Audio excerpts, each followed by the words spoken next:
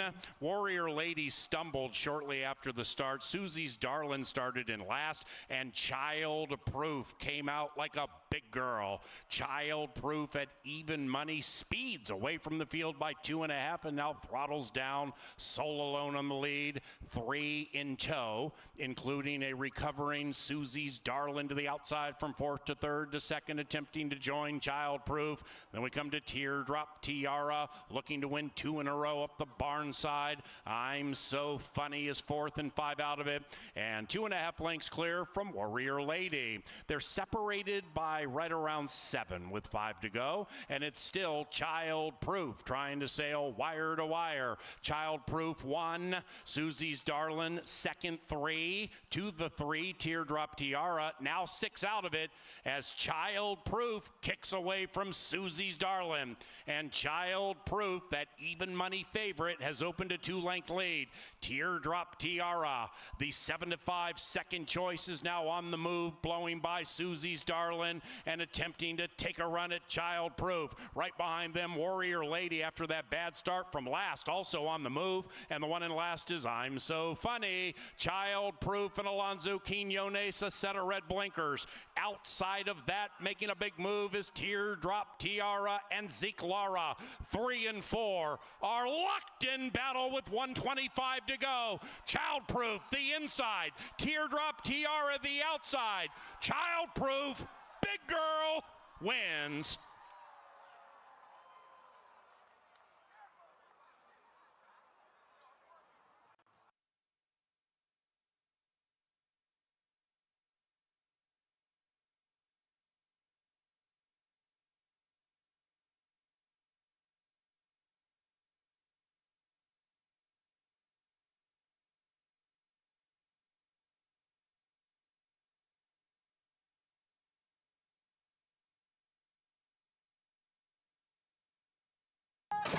And they're racing. Swift beginning for Factor That, and the gray streaks away to the early lead. After that, Baby Doll Peach takes up the running in 2nd, and with 1 lap to go, it is Factor That and G-Rod by 2. After that, Where's Maryland to the inside of the bookender, Blazing Performer. Then it's Sue Revenge, about 10 lengths from the lead. And the one in last is Icy Gold, making the turf debut. As they swing around the first turn, the Soul Alone leader still is Factor That. It's Factor That 1.5. In 2nd, Baby Doll Peach. Where's Maryland sequestered to the inside of Blazing Performer, who's looking to win 2 in a row and is 5 lengths from the lead. Now, Blazing Performer is about 8, maybe 9 clear from Sue Revenge, and Icy Gold still is last and still about 15 lengths rearmost. Into the far turn they go. Factor That, a speed factor. Factor That, a wire-to-wire factor, leading it by 1. Baby Doll Peach and Carlo Lopez 2nd. Lopez all over Baby Doll Peach. Where's Maryland moving in interestingly, 3 out of it to the inside. Blazing Performer shoved on hard and wide. Still a mile clear from Icy Gold out of last. In last, Sue Revenge. And now they come charging down the Canterbury Park turf course, chasing Factor That. And 3 are all over Factor That, who's stopping. Blazing Performer to the outside. Where's Maryland to the inside, and between them, a resurgent Baby Doll Peach. Where's Maryland? Where's Maryland? The winner's circle at 4 to 1.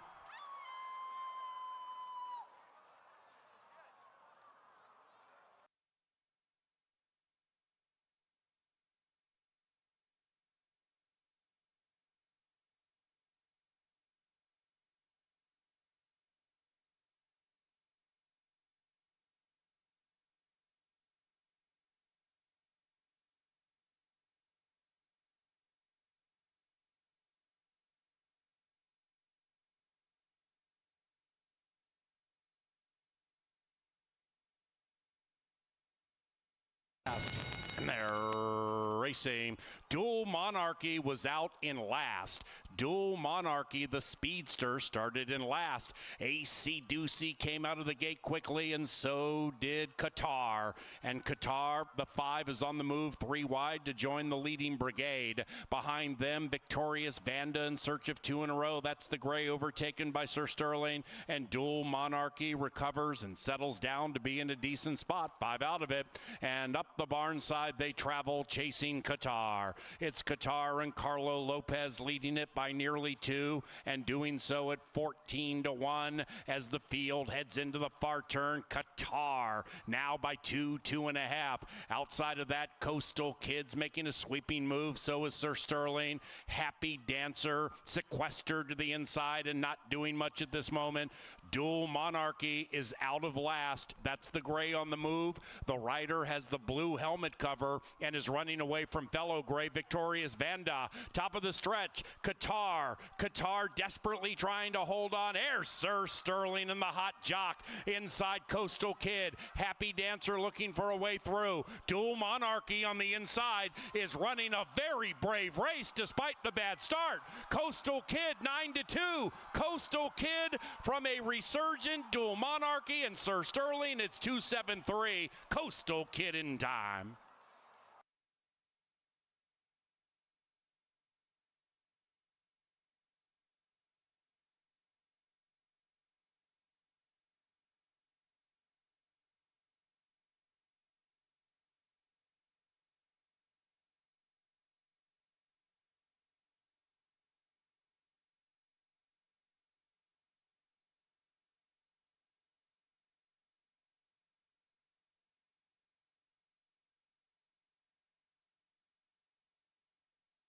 Pick 4. They're racing. Swift beginnings for all, especially Midnight Joy, the 9-5 favorite. Molly's Mia is in second. Now on the outside, Maria Rosa de la Cerda takes up the running to be in third, and to the outside of Grace Alace. 5 lengths make it 4 lengths from the lead, and to the inside as they head around the first turn. Midnight Joy was just in tightly with Molly's Mia. Midnight Joy now joined by Molly's Mia. After that, Aunt Gwen, 7 lengths from the lead, a length and a half clear from Island Jive. And the one in last is Cocolina. They've become well strung out and covered by 11, and they're chasing Midnight Joy, who picks up the tempo and puts the pedal to the metal, opening up by 2.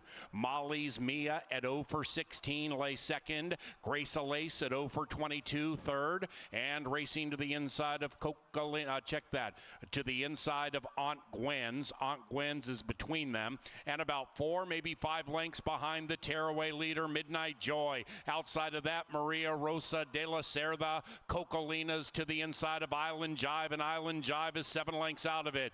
Midnight Joy and the leading man continue to show the way. It's Midnight Joy leading it with a quarter of a mile to go. Molly's Mia's next. Outside of that, Maria Rosa de la Cerda. Then we come back to Grace Alace, and on the far outside is Island Jive. Midnight Joy digging deep to find the joy. Maria Rosa de la Cerda, and Island Jive is not jiving on the outside. Island Jive runs by that 7 and wins. 6-7-3 in race 4.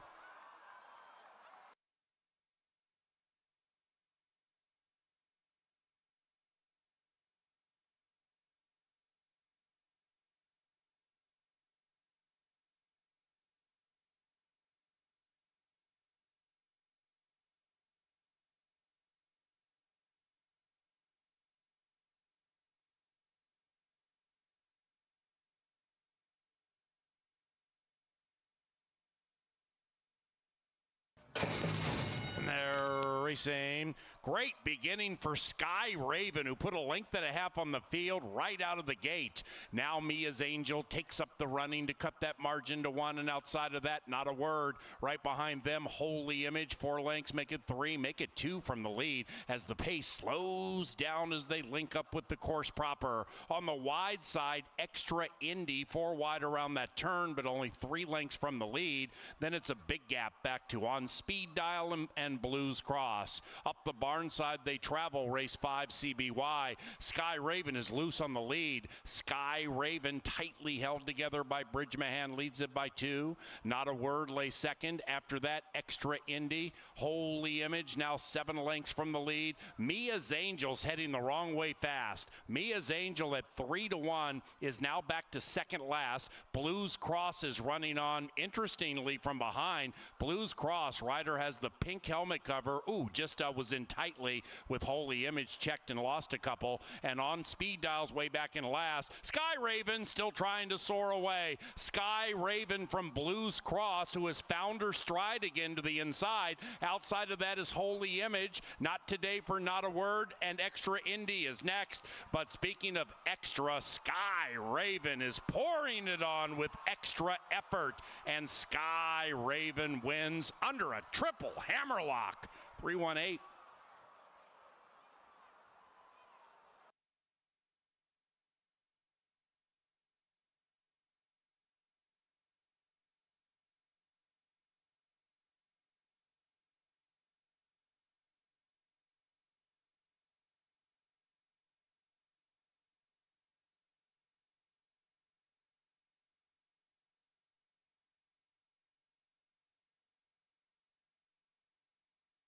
And they're racing.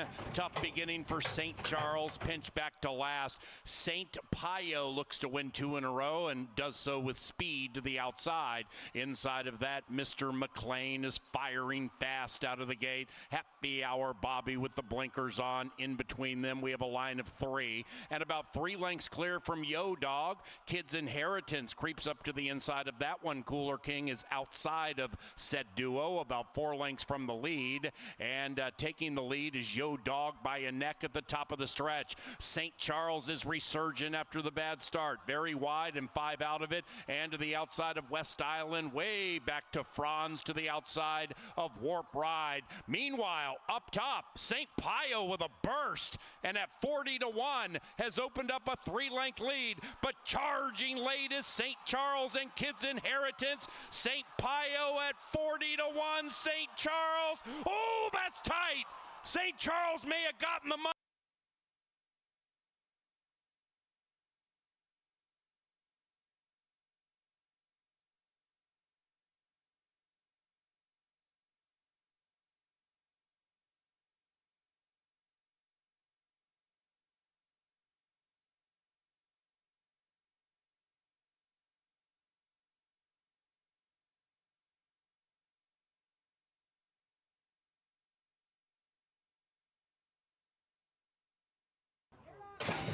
And they're racing. Good start shortly after the start. The 2 American Splendor pinched back to last. Meanwhile, Shirley Ann's Girl flies out of the gate in quarter horse fashion and opens up a 3-length lead on Midship Molly. After that, it's a length and a half back to Divine Gift, about 5 lengths from the lead. Then we come to American Splendor after the tough start, recovering nicely and moving up on the inside to be 4 lengths from the front. Outside of that is Zanzora, a bit wide, but 6 out of it. 2.5, 3 clear from Lil Sassy Jones. That one's about ready to be joined by Pamila's Bet. Way back in last is Molly's Creed. Well strung out round about the quarter pole. Shirley Ann's Girl at 10-1, trying to trigger an upset. Race 7 CBY. Divine Gift is 0 for 18, hoping tonight's the night into the final furlong. Shirley Ann's Girl is laboring. Outside Divine Gift. Behind them is Zanzora. 3 and 5. Locked in battle down to the wire. Divine Gift. Outside of that, Zanzora. But tonight's the night for Divine Gift. A maiden no more.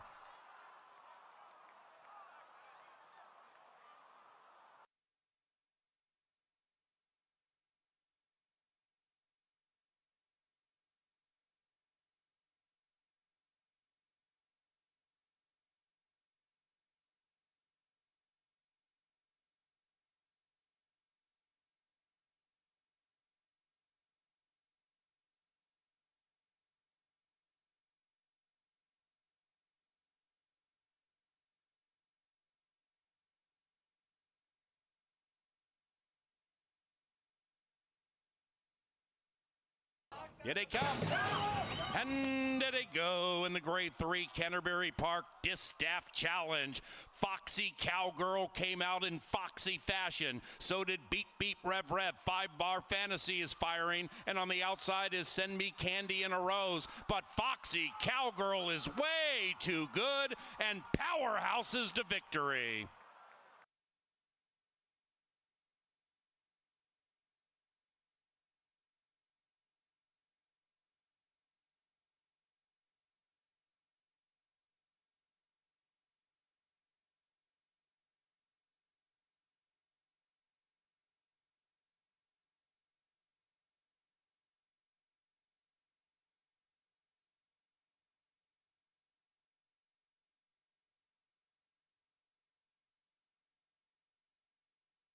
Back to close Thursday, and there they go. Very rough beginning for Josie's Cartel. Swift beginning for Sale Barn Cafe. Outside of that is This Eagle Can Rock. Those two are going to hit the line together. The Eagle rocked.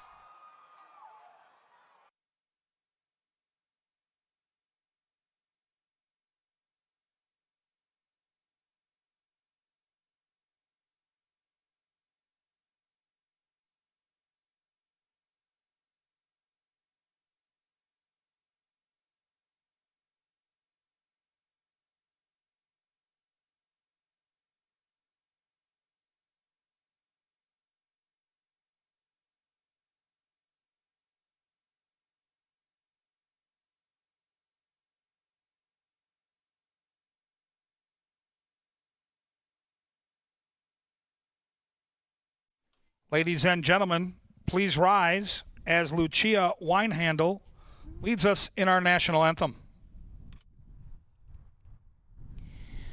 Oh, say, can you see by the dawn's early light what so proudly we held at the twilight's last gleaming, whose broad stripes and bright stars through the perilous fight o'er the ramparts we watched were so gallantly streaming.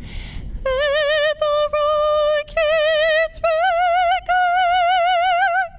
the bombs bursting in air gave proof through the night that our flag was still there. Oh, say does that star-spangled banner yet wave o'er the land of the free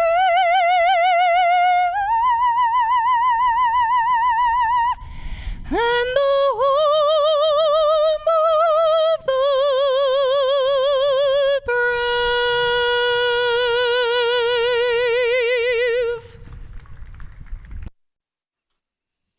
Good afternoon and welcome to racing from beautiful Canterbury Park here in Shakopee, Minnesota, where the main track is fast and the turf course is firm. If you'll get your programs handy, we'll go over the changes on tonight's 8-race card. Race 1 starts the Pick 4 early style starts in race 1. In race 1, take out the 5 Bitterly. Race 1, scratch 5. Race 2 will take us to a firm turf course. Take out the 2 Miracle Minded and the 4 Union Dame. Race 2, scratch 2 and 4. With those scratches, no show, no try, and no superfecta wagering will be available in race 2. Middle pick 4 starts in race 3. Jockey change on the 4 Royal Integrity. Make the jockey Jermaine Bridgemahan. Bridgman picks up the 4 in race 3. Canterbury is the home of the lowest takeout in the Pick 5 throughout North America. That Pick 5 starts in race 4 tonight. Race 4 starts the Pick 5. Take out the 5, Fly Nightly. Race 4, scratch that 5.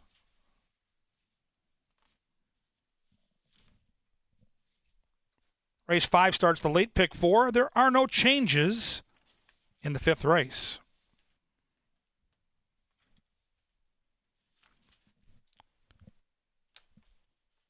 On to race 6, take out the 4, Bold Intention. Race 6, scratch 4.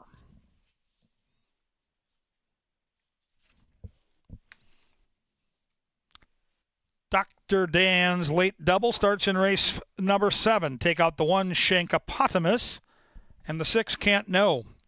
Race 7, take out the 1 and the 6. Race 8, the lucky last to close the Pick 5. Race 8 closes the big Pick 5. Take out the 2, Heavenly Conveyance, and the 5, Giano. Race 8, scratch 2 and 5. Fast and firm, and we swing it to the television studio to get up to date on everything going on at the park. Here comes Angela Herman and Jeffrey Madej. Well, thank you, Kevin, and welcome to the First Bet Studio. I'm Jeff. She's Angela. 8 races, a beautiful evening. So much to do right here at Canterbury Park, including betting a little race called the Jim Dandy, and the horse that happened to have won the Kentucky Derby, Sovereignty. And that race is probably, it's at 4:41, about 10 minutes away. Yeah, it's getting close, and you do get to see your Kentucky Derby winner, Sovereignty, return to the track. He's being heavily bet right now. Last check, he was 3-5, but he drew the outside on still a classy field, but a small field. He scared away a few, at least, from the mix, and it looks to be a good prep for the Travers. And for any of these horses that do go forward to it, remember, you're going to be betting simulcast. You're going to go bet Saratoga, and it's that next race coming up, and the 5 is Sovereignty. If you want to dip into that, we got tellers all over the building ready to take your bets. And now we'll take a look at the Loeffler leaderboard. Yeah, this is, well, Harry Hernandez continues to win races, and a lot of them. He's got a 14-length lead over Alonso Quinones. And I do have him on a couple of winners tonight, but I also actually have Alonso on a couple, and that's going to come up with the bet of the day because we do have some races on the turf, and we haven't had some recent luck with the turf course, but now we have smooth sailing and the weather is good, so we are on the grass again, and that really is where a few of these shine, and I think that they can make up a couple of wins on Harry Hernandez maybe in the process. Absolutely. Then how about the trainers? What do we have going on there? Well, we have a much closer race, as you can see. I mean, Jose Silva's been leading the way, but it's never really been like a dominant margin that doesn't look like they can make it up because you really do have live runners from all of these different barns underneath there, and they've kept it close with each other. They're going to keep it close with him as the season goes on because he did come here with a lot of horses from Arizona. They've been filling the races in 2s and 3s at a time as horses get claimed away, as different conditions get met. Sometimes he runs out of spots for those horses, and it could get even closer than it already is. No, you're right, but you look at the discrepancy in starts. 92 for Jose Silva Jr., and 59 for Mac, 50 for Bia. So, yeah, that's a big difference. He brought horses that were ready to run. Mm-hmm. You know, I've got a horse on top. It's in race number, let me just check this, Angela. Race number 6, the 1, Shack Stateside.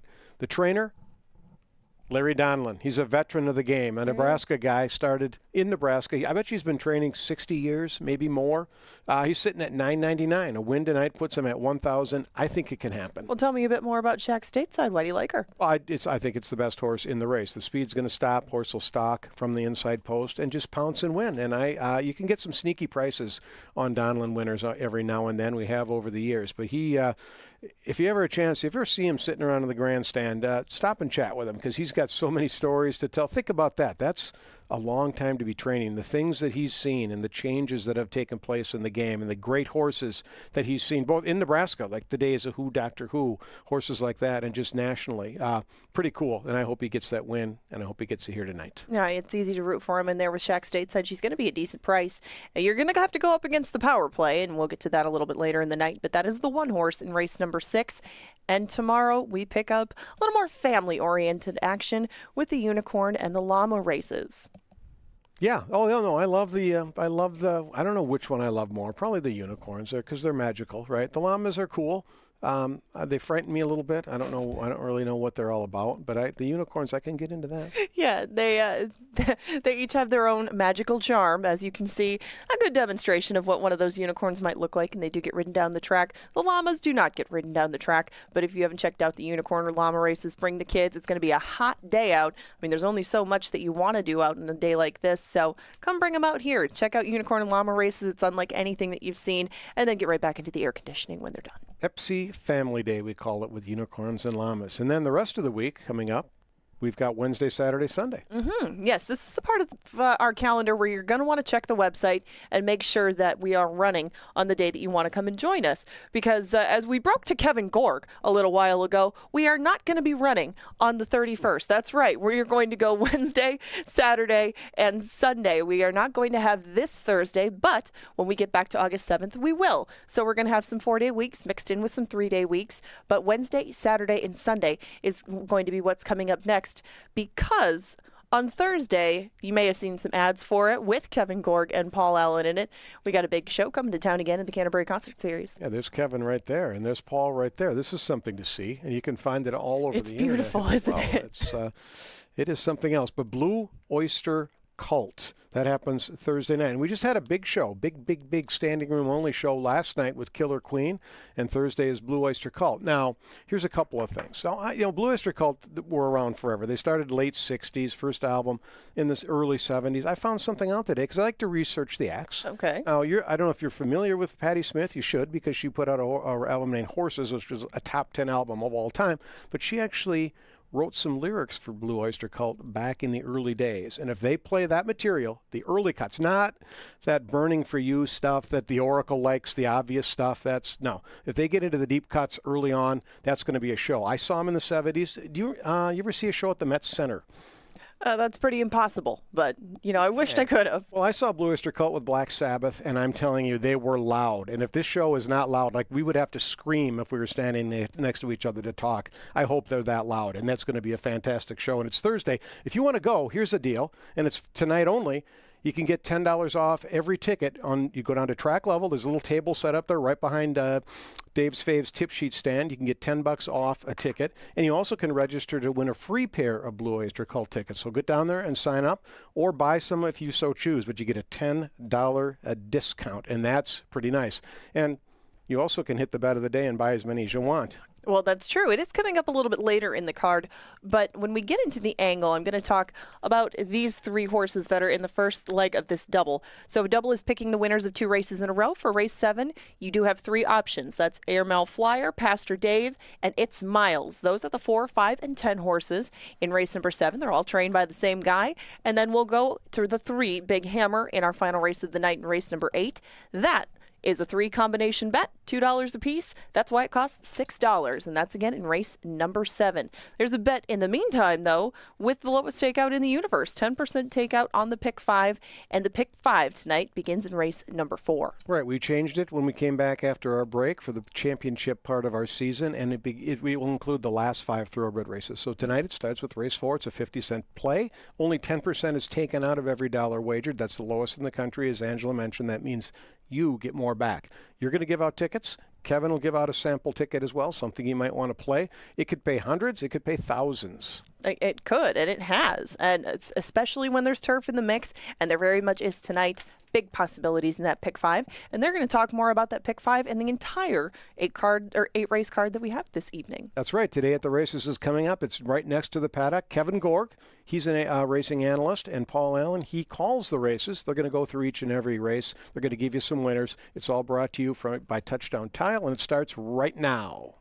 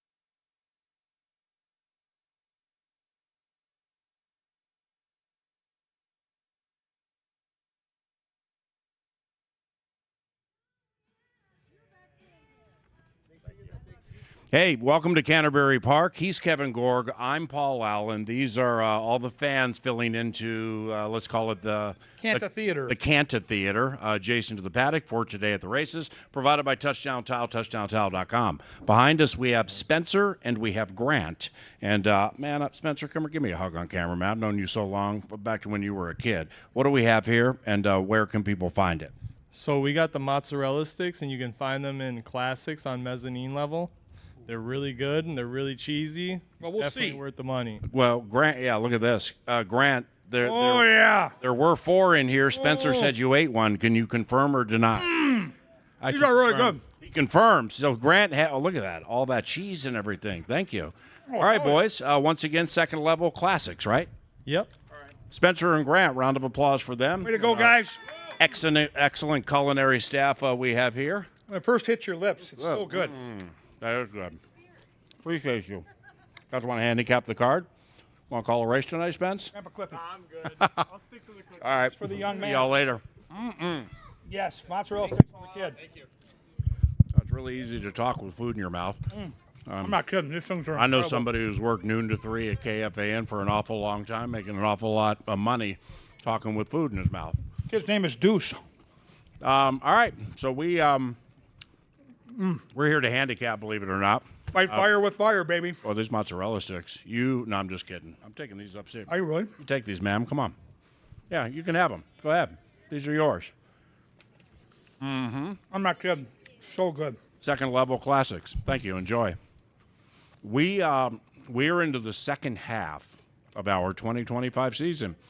Holy cow, Kevin! Where did the time go? Yeah, it goes quick out here because it's such a fun place to be. So, yeah, we're into the second half.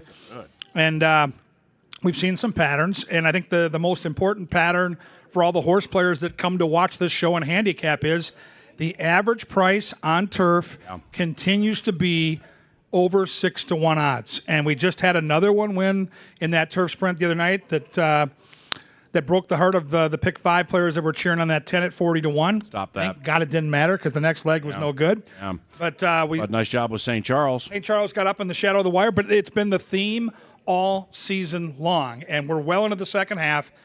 Big prices on the turf. So when you're putting together the pick 4s and the pick 5s, in my opinion, when you get to those turf races, you're going to want to spread a little bit and get those price horses into the mix. Now, speaking of the Canterbury Park turf course, from a percentage standpoint, it changed the other night, Thursday, because we had some turf races, and obviously we had some winners. But into that night, these numbers are basically going to be the same. We now have 2 months and change of past performances, of equity, of takes, trends, and talkers and stuff like that. So from a percentage standpoint on the turf, and we bring it up because the turf is markedly different to ride than the main track. It's just more of a stylistic, a symphonic kind of game for the riders compared to the fire out of the gate, get position, and go on the main track. And Harry Hernandez, the leading jockey, he came into today right around 29-30% on the turf. Constantino Roman is right around 20%. Fausto da Silva is a little above 20%. So those would be the 3 top percentage riders on the turf course. And we bring that up because you have riders who may win 2 or 3 in a card, but then you look at their turf stats, man, and they're like 1 for 29, 1 for 30. So you got to know those things, right? You do. And you also go with back class. And you look at a rider like Jermaine Bridgemahan, who came to Canterbury. Let's be honest, he's not getting the same mounts that Harry Hernandez is getting. So if you just look strictly at Bridgemahan's percentages, and I'm using him for a prime example, he is one of the best turf riders I've ever watched at this racetrack. He rode up at a place called Woodbine near Toronto up in Canada, and they have 10, 12, 14 horse fields every day. And if you can cut your teeth riding turf races at Woodbine, you're going to dominate here. So keep an eye on a guy like Bridgemahan, who always tends to be on a price horse.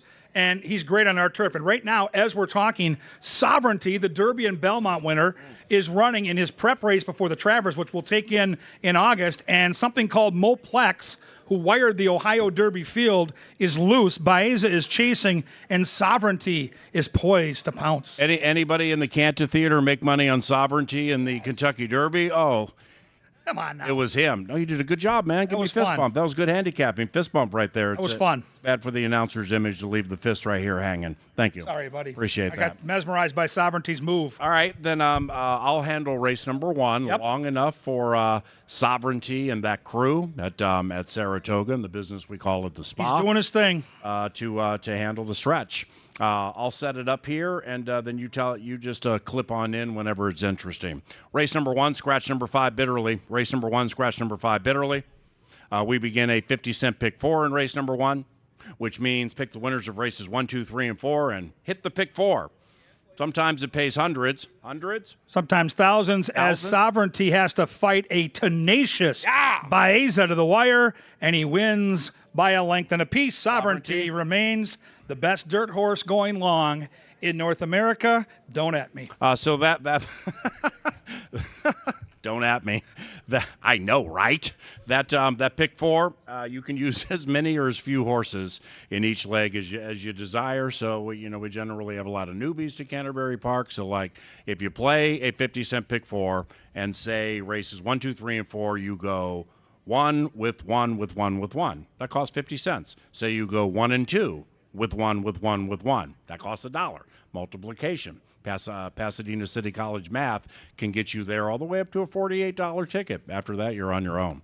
But we do have a pick 4 beginning here. I pick at 4-1-6. Kevin and I both are on number 4, Real Good Magic. Yeah, I think some versatility for our top pick. Second off the bench, shipped in from Turf Paradise. Ran a pretty good third against Lemon Meringue. Was beaten by Forsaken in that race, but I have to think now, second time off the bench, the Derby-winning trainer that is Chip Woolley will have this horse cranked up and ready to go.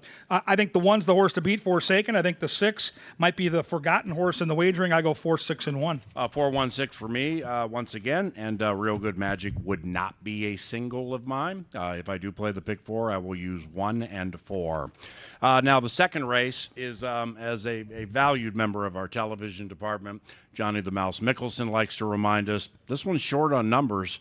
Holy cow, is it long on intrigue. Scratch numbers 2, Miracle Minded, and 4, Union Dame. Because of that, no show, trifecta, or superfecta wagering in race number 2. So when you hit a race like this and you're playing the pick 4, do you find it to be vital to find a single in this race? Or, obviously, depending on the race, if you think it's a 4-horse wide open clip and you might be able to get a 6 or an 8-1, do you use all to make sure you're alive? I'm more apt to use the all button in a race like this because when you have small numbers, the pace gets muddied up. It isn't a typical horse race where you can bank on something happening. In a 4-horse race, a lot of times horses get lost in the betting shuffle and you see bigger upsets. And we saw it with Smoke at 1-9 a decade ago. Get beat in a 3-horse race. Things get muddied up when the fields are smaller. So I'd be more apt to use the all button here because my strong opinion in the race is no longer running. I loved the 2 Miracle Minded who scratches and waits for their day, and I don't really see a separator here. So I'd likely use all 4 and just hope that I can find a price in this race and hope that I'm right with a single later in the sequence. If you were to identify without putting numbers next to it, like, hey, even money, 8-5, 5-2, 4-1. If you were to identify the off favorite in this race, would you say it'll be the 1 or the 6? Really good question. I would say it will be the 1 because of the connections. Yep. I would say the 1 goes off around even money. I would say the 6 goes off around 6-5, 7-5. Yeah. I would say the 3 goes off around 3-1, and I would say the 5 will be the field's long shot at 7 or 8-1. Yeah, I pick at 6-1-3. The Steam team has united here. Angela, Kevin, and yours truly. We're all on a number 6 drama speaker for Headwaters Racing. Good omen, if you believe in omens, is as Kevin and I were walking in. We saw the lovely Erica, who's one of the owners of Drama Speaker, and she was definitely dressed for the winner's circle. So Sure was. Hopefully, Drama Speaker can win for those guys. It is 6-1-3. Same for me. Same reasons. I scratch into the 6. Most likely winner, but I am hitting the all button in my pick 4. Race number 3. Jermaine Bridgemahan picks up number 4, Royal Integrity. Kevin talked about him specifically on the turf, but Jermaine will ride number 4, Royal Integrity, in race number 3. And this one begins the pick 4. Our pick 5 begins in race number 4. So we made a change recently where we're doing our pick 5s with that Nation Low 10% takeout. Hi, Valentina. Good luck tomorrow on the Unicorn, where we're doing the final 5 thoroughbred races. So the pick 5 begins with race 4. But with race number 3, Kevin's on number 1, Hey Look Me Over. I'm on number 5, Gotta Try Mischief. What you going to do with that one? I'm going to trust the connections. Like, this horse looked awesome winning on our turf course. She's never been on the dirt. She's worked out in the morning for them. They must know something that I don't see on paper, because I'm not going to waste a start in the second half of the meet with a horse like this unless I know something. So I'm going to trust Extreme Racing and the connections here. I'm going to trust that this move is because she's shown a little something on the dirt. She's already proven on the turf, and they want to get some versatility and see what they've got down the road. Sweet Music, to me, is absolutely the safest play on the board. She's proven on the dirt. She ran great in Chicago. She did all the dirty work on the turf last time. They went way too quick early. She's legged up and ready to go. I go 1, 2, and 5. I pick it 5, 2, and 3, and the 1 certainly can be in the mix for me. I mean, why not? The McGowans with Extreme, they win races or finish top 3 a lot. I actually like number 5, Gotta Try Mischief, quite a bit. This will be my first win bet this evening, and the reasoning is we're third off a layoff. So in watching the horse run and watching the races back, she's legged up, and I liked how she ran in her June race that came off the turf. Now she fell apart late, but that's okay if you follow the speed and fade pattern, which I do, because I picked Gotta Try Mischief second last time, but I ended up betting her to win in place, and in patented mouse-like fashion at 22-1, she ran third, and I got a win in place bet, but I saw enough, and I think this cut back to 6 furlongs. The Sheehan Team Sheehan, 7 for 13 in the top 3. So Nancy doesn't start many, but when she does, they generally run well. I am betting to win on number 5, Gotta Try Mischief. Let's go to the 4th race now. And this is Touchdown Tiles today at the races into the second half of the Canterbury Park 2025 spring-summer season. We race tomorrow at 1 o'clock. CanterburyPark.com for information. I love this race. Scratch number 5, Fly Nightly. I pick a 3, 4, 8. Kevin is on Super Wise. So I'm on a 3-1 morning line choice. Kevin's on 1 at 2.5 to 1. But that doesn't mean that favorites absolutely are going to dominate this race, because there are about 4 in here that I'd be concerned with if I'm thinking about starting that pick 5 with just 1 or 2. I agree, and I think the pace of the race, to me, is a real question mark, because the 2 has a great post, is on a significant class drop, and might want to go from that spot and could get loose. 6 has proven speed. 7 has proven speed. 8 comes from the clouds. 4 comes from the clouds. And the one thing that Commissioner Oscar has over this field by Mouse is Oscar has shown some versatility. He can come from the clouds, but last time out he proved he can be up near the front. Love it. That might be the reason you take him over my horse Super Wise, because he's got a way of making his own trip. I'm using 2, 3, and 4 on my pick 5. I think any of those 3 can win. And even if it's not one of those 3, I think if the 6 gets loose on the front, that could be a problem too. See, Super Wise, who I pick second, 3, 4, 8. I pick a 3, 4, 8. If I get 5 to 2 or higher on Commissioner Oscar, I absolutely am making a win bet. But Super Wise reminds me of that winner that you took the other night, St. Charles. Now here, but just a step farther, and here's what I mean. St. Charles, Kevin picked a 6-1 shot on the turf the other night, spotted up on him. Horse hadn't won in over a year and a half. So, like, we're talking before the card, and I'm like, yeah, I mean, I like the horse, respect the heck out of your picks, but I just can't use this horse because he never wins. All right, he won.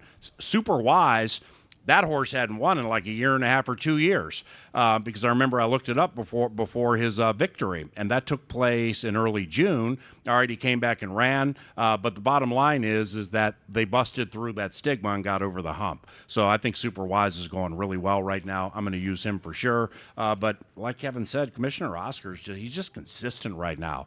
He's legged up. He's consistent. I think the Joel Burnt Barn not only is going to have a good night tonight, I think they're going to take off throughout the end of the season. So I'm going to take number 3, Commissioner Oscar, first.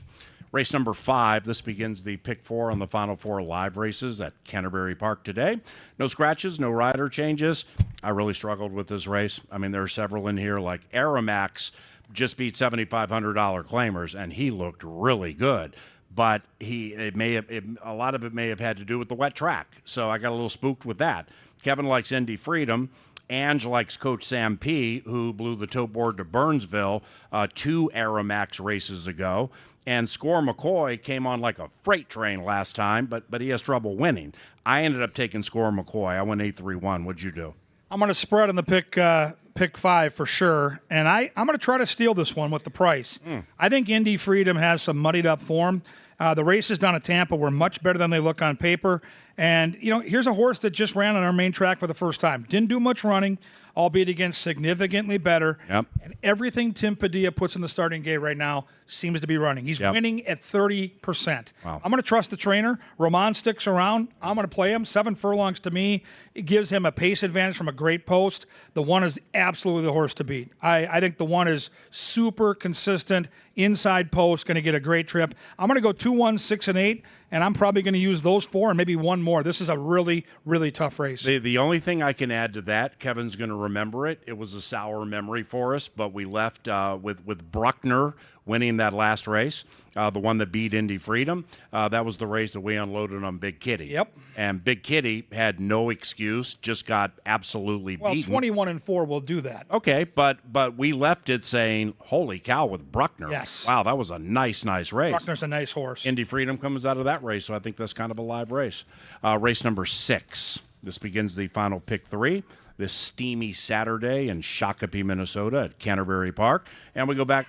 It's hot, man. It is hot. We got like 4 shirts on over there. I mean, Might be part of the deal. we have bathrooms where you can disrobe and go with 1 shirt. Got the Saratoga shirt on, though. He knows what's up. Wait, what'd you say? Oh, Kevin said he's going to buy you a Canterbury fleece for the winter in the gift shop. So meet him Actually, over the there. gift shop owes me $200 after I wrecked my Bahama. So, yeah, Kurt Hepner and I will talk. You're still chasing down that 200 Oh, yeah, Hepner's from been July dodging 3rd me. or whatever? Yeah. I look on every golf course in the metro. I can't find the guy. Ouch. Let's go. Let's go. Great race. Race 6 PA Turf Sprint. Scratch number 4. Scratch the 4. I'm torn here because I got my dear friend Fernie coming out. Jim Fernholt's part of A Rose and Wine. Mikey Beeler. We love Mikey. And tell you right now, we talked about it earlier in the week. Beeler's sitting on some wins. It's coming. And he's way too good a trainer. He's had some tough luck. Horses getting left in the gate. He was the trainer of the horse we just talked about with the power play winner at 6-1. 8 is the horse my heart wants, but my head keeps telling me Noel's Angel is too fast. She chased a ridiculous pace last time. If she duplicates that effort, she's loose and she's gone. I go 5, 8, and 2. Well, it's so wide open in the estimation of yours truly, while respecting Angela's pick, part of the Steam team, valued member too, of number 8, A Rose and Wine. Kevin's on the Angel. I'm on number 3, Taking It All, and this is also a speedster as part of the Speed Brigade. So when I looked at this race and I see what Pink Ace occasionally can do on the early lead and Taking It All with all this speed, Noel's Angel, Bold Intention out, takes speed out of the race. Miss Carmen Sebo, they've all shown speed, most of them at least, and pretty good opening quarter to half speed. I'm still going to go with Taking It All and G-Rod. And the real reason at the end of the equation here is, okay, so we went north of the border and we went to Winnipeg to Assiniboia Downs, 5-1 in a race that I think was better than this one. And you come back and you get on the turf and you're making your turf debut. I'm cool with this horse on the turf. We're talking about low-level claimers here, so I'm not really looking for the next Red Ransom to jump out in front of me at 5-1. But the Mia Baby race 2 races ago, Mia Baby came back, ran well, got caught late, came back the other night and won. So if you're getting close to Mia Baby at the $7,500 class level, I think you're doing something right. So I'm going to take Taking It All here with that speed. 3, 2, and 1. 7th race KG. We stay on the turf. Maidens on the turf. Scratch number 1, Shankopotamus. And scratch number 6, Can't Know. Number 7, Latin Force is 0 for 27.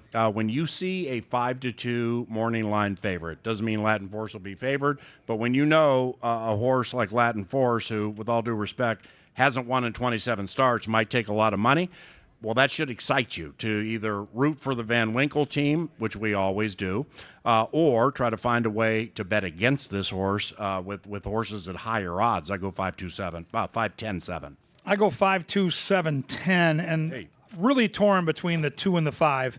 Listen, if the 7 wins, it won't surprise me. This looks like the best chance he's had for victory, but like you mentioned, he's had 27 tries to get it done. Hernandez gets off Hernandez gets off the 5 to ride the 2. To me, that's a bit of a problem, but I'm going to try not to overthink it here. I'm going to go with what I know. Pastor Dave has a 7-furlong race in his past performances. I think it'll be a little easier at this stage in his career to get the 1 mile. I think Kingdom City could be loose and could be a real problem here. I have to use the 2 and the 5 on my ticket. I'm probably going to have my backup ticket with the 7 and the 10. I think it's a very competitive race between those 4. Yeah, I like number 5, Pastor Dave, and I see what you're saying with the jockey situation. Scott Stevens represents Harry Hernandez. I'm not necessarily sure that they made this choice. Well, I don't know whether they made the choice or that they got moved to another horse.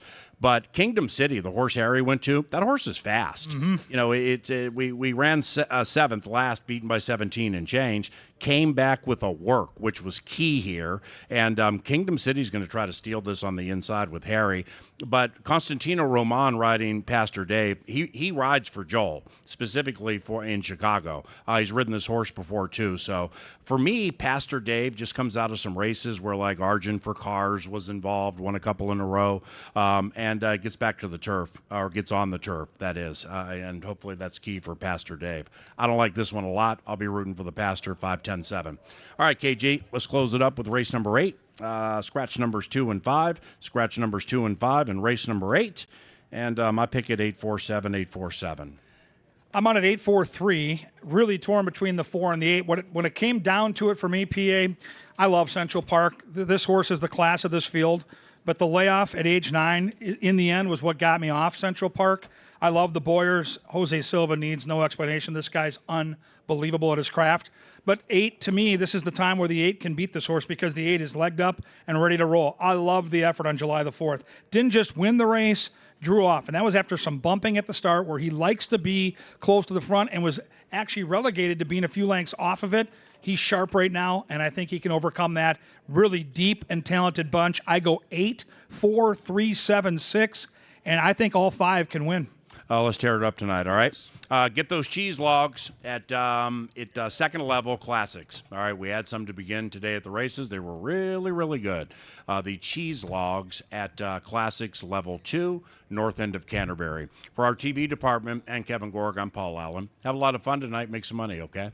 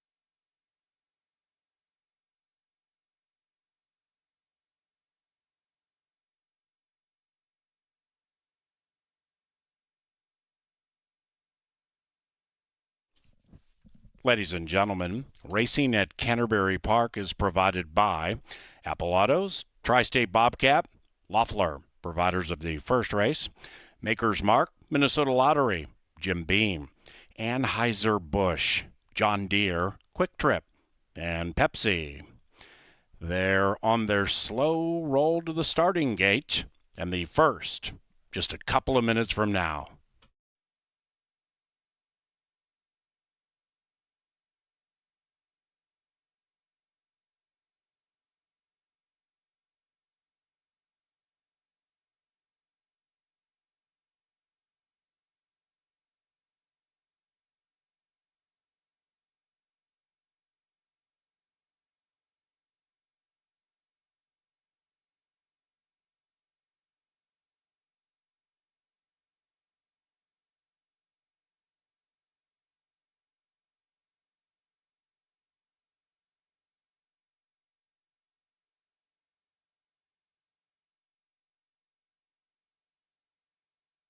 We welcome our featured groups this sultry Saturday. They include MCI Paint and Drywall, the Bjerke Birthday Party, the Carlson family, Robinson Traxler family, Melissa's 40th Birthday Bash. Melissa's 40th Birthday Bash.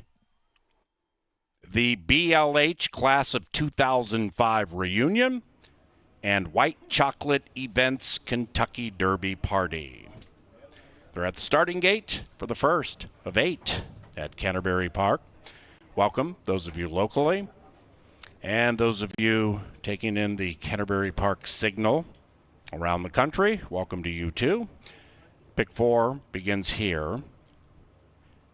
Our 50-cent pick 5 with the nation low 10% takeout. A yearly staple at Canterbury begins race number 4. Bucking again, 9-1. Real Good Magic, 3-2. That's your favorite.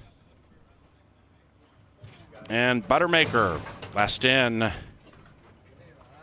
right, tear it up, make a lot of money, and start here with the first. And the race aim. Buttermaker came out smooth on the outside. Forsaken with speed next to the rail, and Real Good Magic is working up a speed potion to make it a line of 3. After that, Majestic Kraken 5 out of it, shoved on, and Bucking again is 5 lengths from the lead. 5 covered by 5 with 3 to go. Forsaken is number 1 and in first. Forsaken a half. Forsaken and Eddie G traveling along okay. Real Good Magic being pushed on and joining. 3 wide is Buttermaker, hoping not to melt. 7 after that, Bucking again, who just put Majestic Kraken in last, and they're coming home now. Real Good Magic attacks Forsaken. The one still has something left in the tank. On the outside, Bucking again is running into third. It is Forsaken and Real Good Magic locked in battle down to the wire to start things on a Saturday. Real Good Magic, Hocus Pocus, wins the first.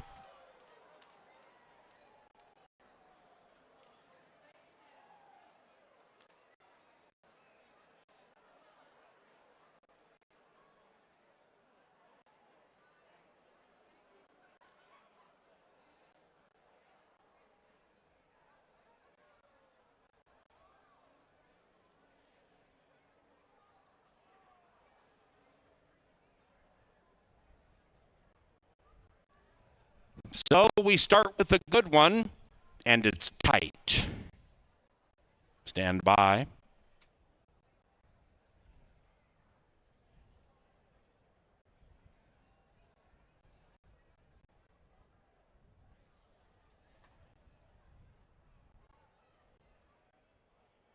Result of the photo shows the first winner is number 4, Real Good Magic. 4132. Unofficially.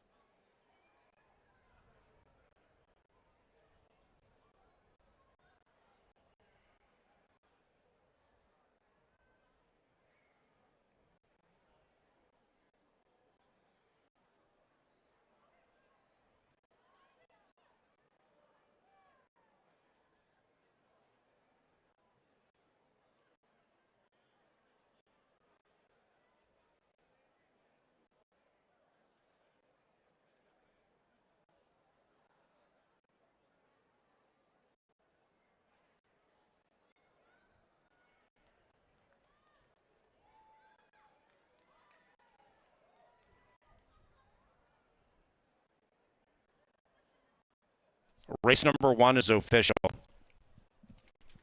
Race 2 is on the firm turf course, and the rail is 10 feet out.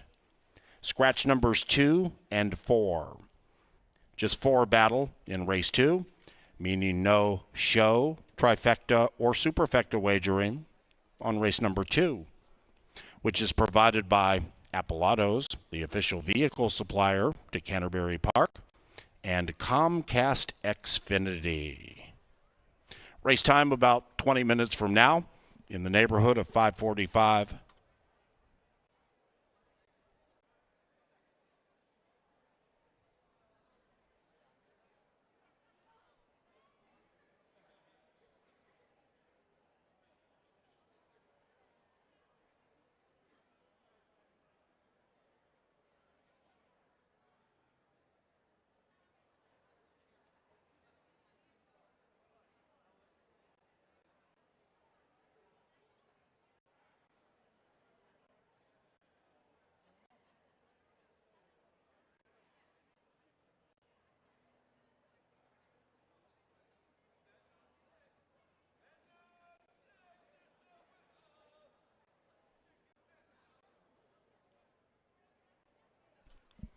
Our first winner, Real Good Magic, and Guillermo Rodriguez.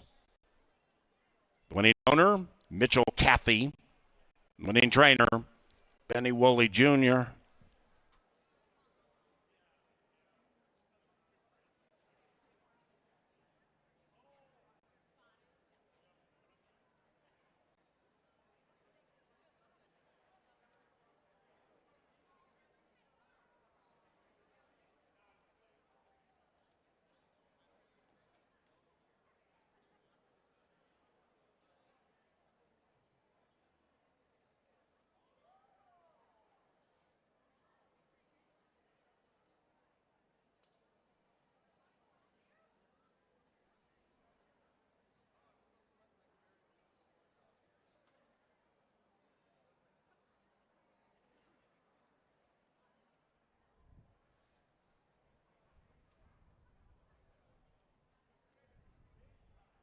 Is the first in the race aim.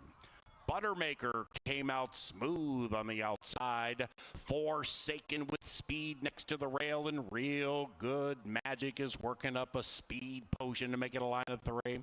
After that, Majestic Kraken, 5 out of it, shoved on.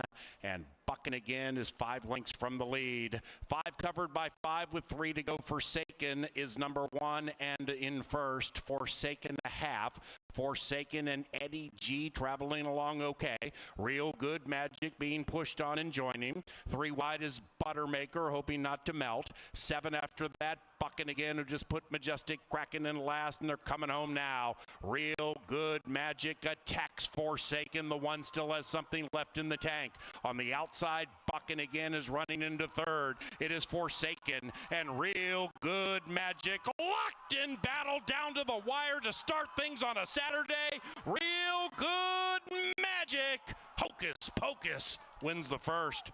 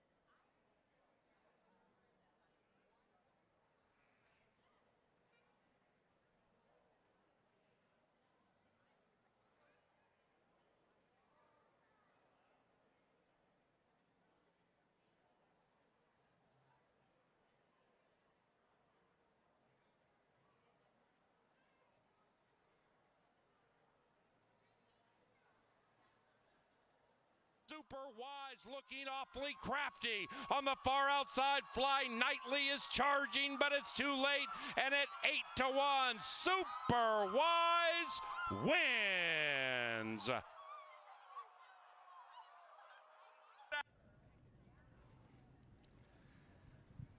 All right, down in the paddock, Kevin Gorg ready to analyze some races tonight with jockey Erica Murray. It's always fun to get the jockey's perspective. We just saw you winning on Superwise, who I have as my top pick later on the card today.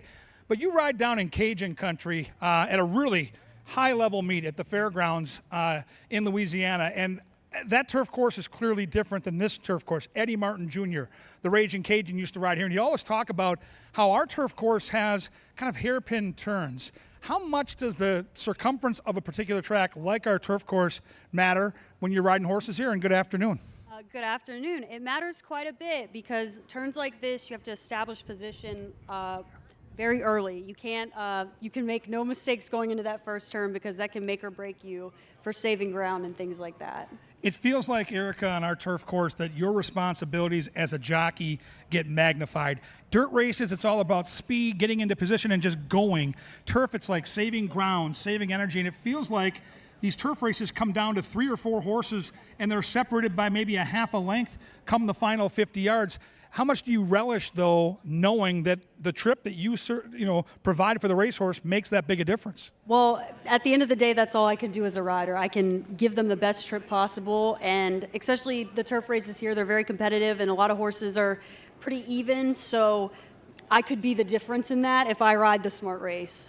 And just as a jockey, when you ride at places like Canterbury, I know there are big days down at fairgrounds. There's derby prep races down there. When you're on a horse and you're turning for home and you hear the roar of the crowd, how much does it affect your horse and how much does it pump you up as a jockey? There's nothing like it. I mean, especially here, the fans are just amazing, and to have that kind of energy, I mean, it pumps you up. It pumps the horses up. You can feel it. Today we got to watch the Kentucky Derby and Belmont winner Sovereignty win another race, the Jim Dandy out at Saratoga. I know, like most jockeys, you're still a fan of the game. And for all of us that are here every day, as Mark Ott just gave us the death stare, I'm not sure what that was for. Hi, Ottie. When you get to watch world-class Grade 1 racehorses like Sovereignty, how much as a jockey, do you dream of maybe one day being in one of those races riding a horse like Sovereignty? I think if you're a rider and you're not dreaming like that, you need to pack it up, because I think we all still have the dream. We still have the dream to have the big horse and to be at that level of racing. I mean, you've got to, right? That's sure. What we all want. So let's talk about handicapping, because you've been out here a couple times this season. You've been awesome at taking us behind the curtain. And if you're riding in a 4-horse race like this, we're used to seeing 6, 8, 10, sometimes 12 horses in these races at Canterbury. But there are going to be scratches. There's going to be heat involved. There's going to be, again, we're looking out for the safety of the equine athletes. Some days we're not going to get big fields, and this is one of those races which is for. As a handicapper, Erica, I always look at a race like this saying, well, strange things can happen because it isn't a typical race with a typical pace. When you're a rider in a small 3 or 4 horse field, what are some things you have to take into consideration? Well, it really depends on what horses scratch. Am I down to a race of all speed horses, or am I, with a bunch of closers? So I'm really concerned about how the pace.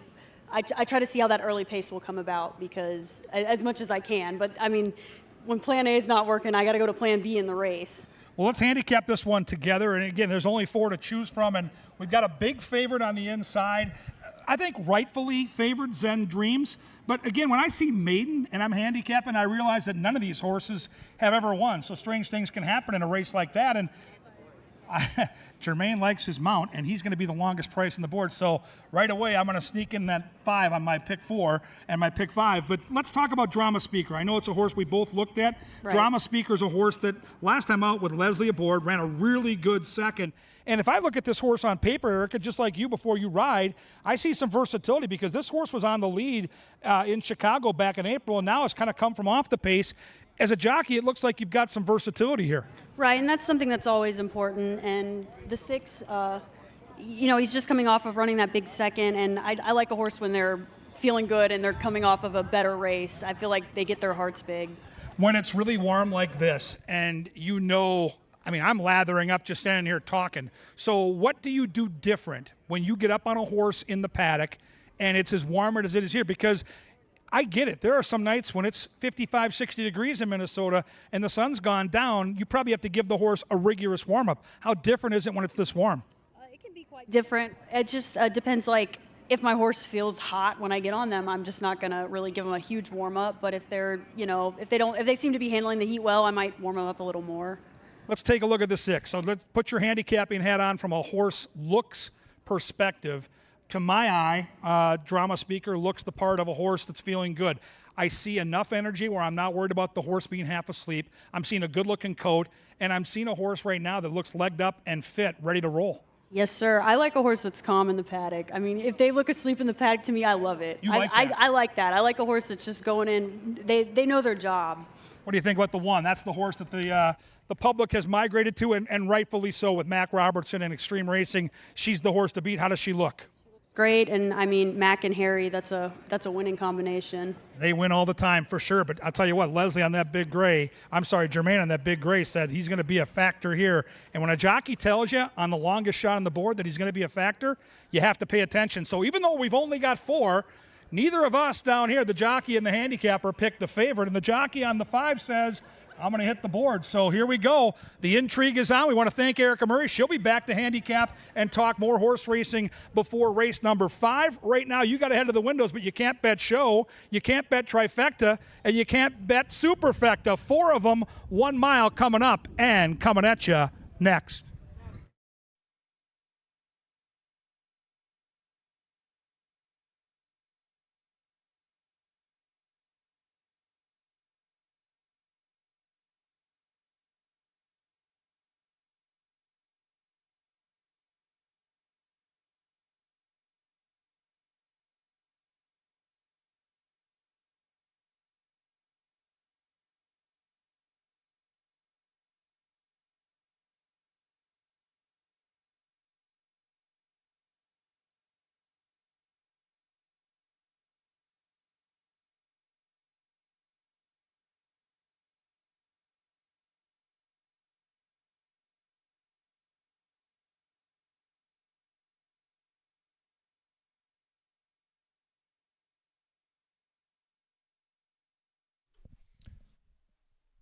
And now, the impeccable bugling skills of Sir Leonard Dykert.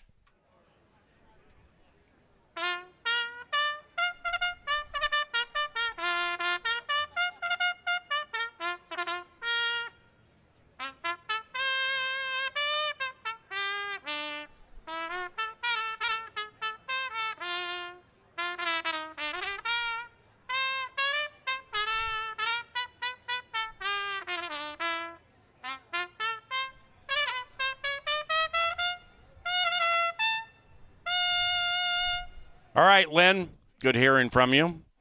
Happy Saturday. To the track, then a firm turf course for the 2nd. Scratch numbers 2, Miracle Minded, and 4, Union Dame. No show, trifecta, or superfecta wagering in race number 2, which is 5 minutes from now.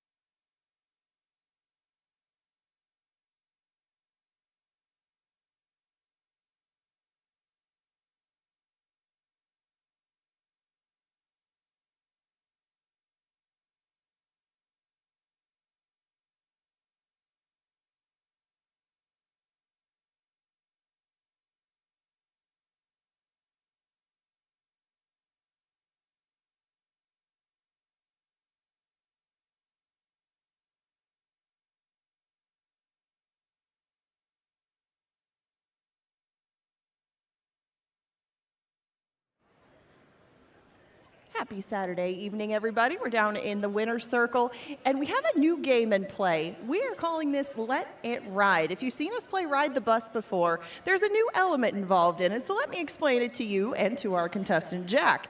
So for Let It Ride, there's going to be 4 rounds. The first round is guessing the color of card number 1. That's the first one down here. And the second round is guessing if the next card is higher or lower.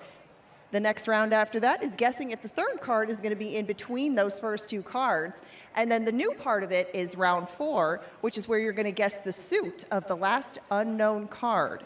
So there's going to be a prize for each level. We'll let you determine whether you want to keep it or keep going. But that's the rules of it, and we can get started anytime you're ready, Jack. But first, we got to give a shout out to Max and Stephanie, who just got married. I understand you were in the wedding party. Yeah. Congratulations, you guys. Where was the wedding? You were in it, I assume?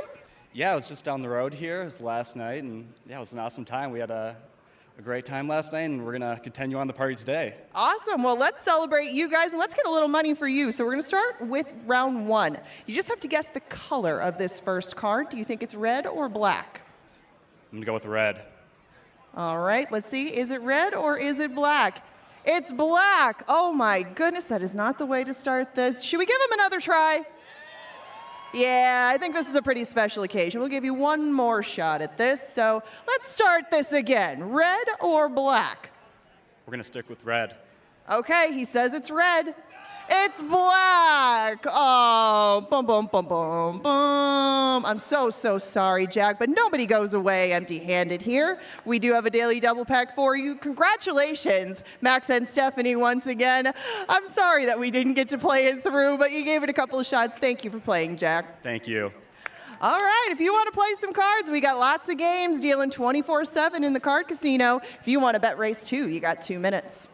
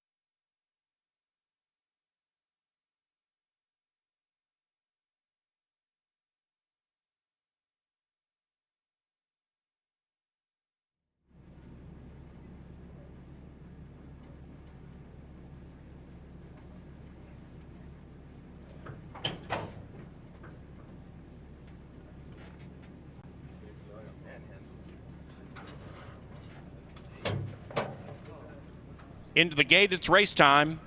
Race 2. A quartet battles. Zen Dreams favored. Closely followed by stablemate Pretty bougie. Gamble.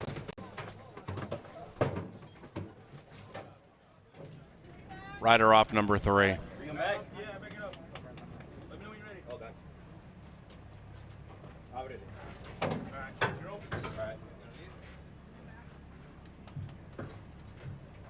They're backing the 3 filly out.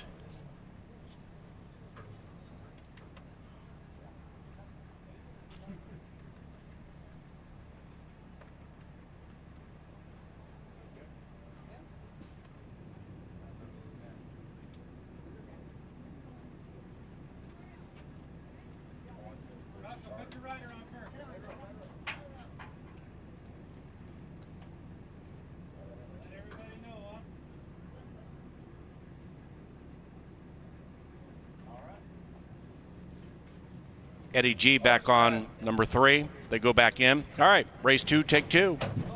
We're locked. They're racing.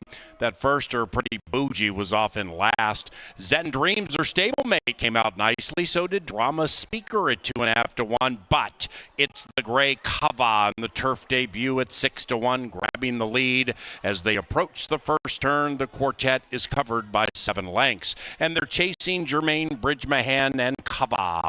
It is Kava leading it by a half.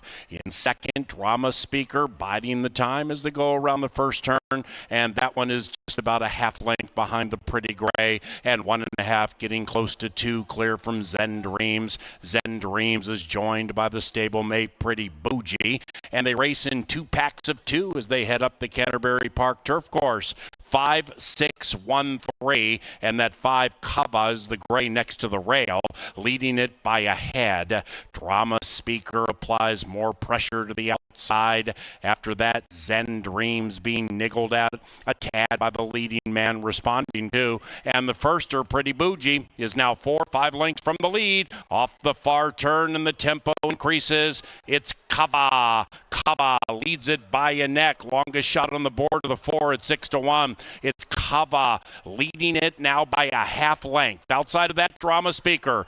Zen Dreams being guided to the outside by Hernandez, 4 lengths in arrears. Then it's Pretty Bougie. Here comes Drama Speaker, and on the inside is Kava still trying to hold on, and Zen Dreams jumping up and down to the outside. Up goes Drama Speaker, and there's no drama at the wire with this one. Drama Speaker best.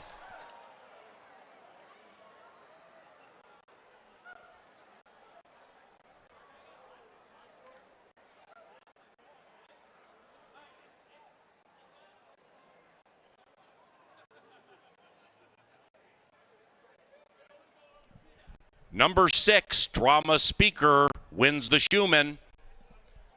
Photo for the rest.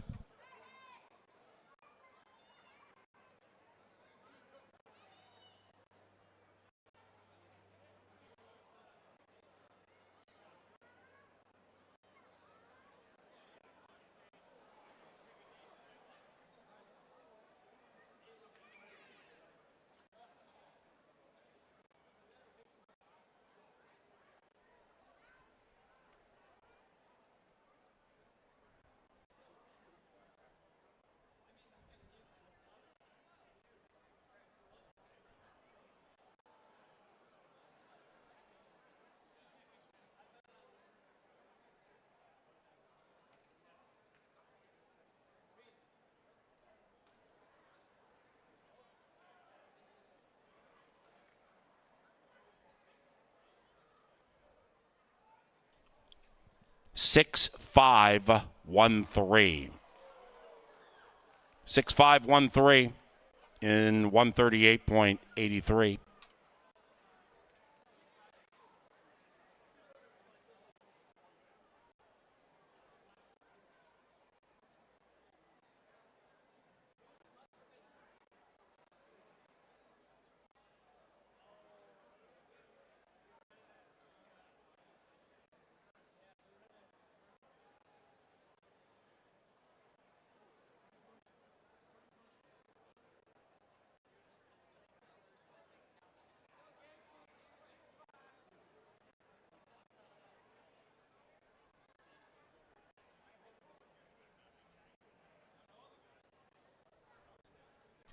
And race number 2 is official. The first double today paid $18 even. To the third race, and back to the fast main track. Number 4, Royal Integrity, is now ridden by Jermaine Bridgemahan. Bridgemahan picks up number 4 in race number 3. And that one takes off about 6:15.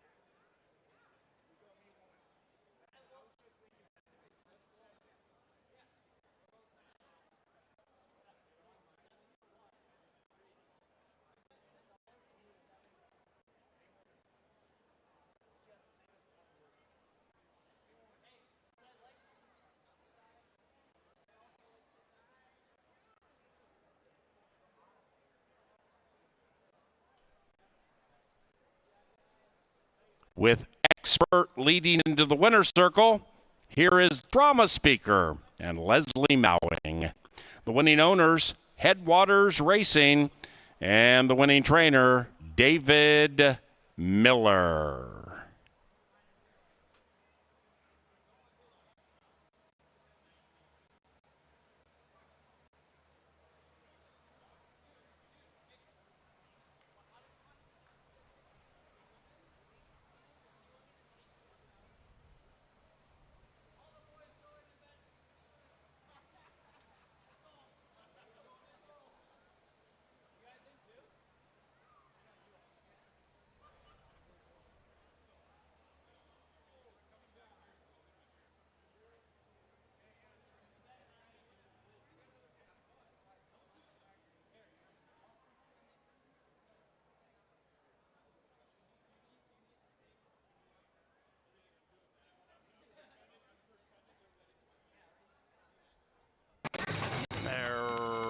Racing. That firster, Pretty Bougie, was off in last. Zen Dreams, her stablemate, came out nicely. So did Drama Speaker at 2.5 to 1. But it's the gray Kaba in the turf debut at 6 to 1, grabbing the lead. As they approach the first turn, the quartet is covered by 7 lengths. And they're chasing Jermaine Bridgemahan and Kava. It is Kava leading it by a half. In second, Drama Speaker biding the time as they go around the first turn. And that one is just about a half length behind the Pretty Gray. And 1.5 getting close to 2, clear from Zen Dreams. Zen Dreams is joined by the stablemate Pretty Bougie. And they race in 2 packs of 2 as they head up the Canterbury Park turf course. 5, 6, 1, 3. And that 5 Kava is the gray next to the rail, leading it by a head. Drama Speaker applies more pressure to the outside. After that, Zen Dreams being niggled at a tad by the leading man responding to. And the firster, Pretty Bougie, is now 4 or 5 lengths from the lead. Off the far turn and the tempo increases. It's Kava. Kava leads it by a neck. Longest shot on the board of the 4 at 6 to 1. It's Kava leading it now by a half length. Outside of that, Drama Speaker. Zen Dreams being guided to the outside by Hernandez, 4 lengths in arrears. Then it's Pretty Bougie. Here comes Drama Speaker, and on the inside is Kava still trying to hold on, and Zen Dreams jumping up and down to the outside. Up goes Drama Speaker, and there's no drama at the wire with this one. Drama Speaker best.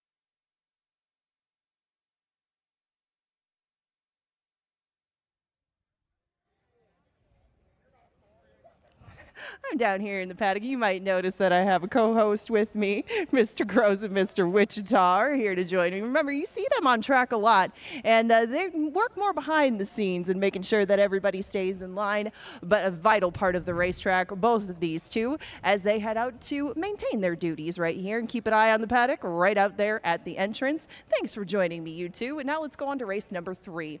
This is on the main track. This is 6 furlongs. We only have one change in here. Make the rider aboard the 4, Royal Integrity, Jermaine Bridgemahan. The rest of them are intact. And hey, look me over. My pick and Kevin's pick is right on the rail, and she was opening up at a big price. She was 6-1 at last check, now 7-1 on the board. And Hey Look Me Over has done nothing wrong since arriving at Canterbury. She's been on the grass a couple of times, but she started on the grass at Delaware. It makes sense that she would go to that sort of spot to try to break her maiden, and she did that last time out, and she did so impressively on the front end. It didn't look like she was really stopping at 5 furlongs, so I don't think 6 is going to be an issue. It's just going to be a question of the surface. However, it looks like she's drawn in against a field that isn't overloaded with early pace that's as quick as she is. And Hey Look Me Over, I would guess if she doesn't want dirt in her face or something, isn't going to have to deal with that against this particular group. If she can move that speed over from the grass to the dirt, and Mac is very good at this sort of thing. He's 3 for his last 5 at Canterbury. The other 2 ran 2nd and 3rd. I mean, it's just a really good angle for him. And if she's going as well as she is right now, this is the time to take a shot on the dirt. And I think that she's going to prove very effective on the front end today. Now, Sweet Music next door has been kind of trying to find out what she's good at. You know, she's gone 2 turns in her last couple, but she went on turf last time. And Sweet Music, although she ran very well going a mile 2 back on the dirt, just couldn't duplicate it on the grass. So if you can forgive her for that, her recent dirt form at Canterbury, very good. However, it was going longer than the 6 furlong distance. And when she was sprinting, even though she ran all right at Hawthorne, she just didn't seem to be as impressive as she was going 2 turns, even though she got tired. Maybe a 7 furlong race might be something that would suit her pretty well in between the 6 and the mile, but that didn't come up for her. So she's going to try 6 again in Sweet Music. With those 2 route races, I thought might be a little bit further back than she normally has been sprinting. That might not work in her favor in this bunch, but if anybody is going to get Sweet Music to show a bit more speed, like she has in the past, it's going to be Harry Hernandez, who is in the saddle for Joel Byrne.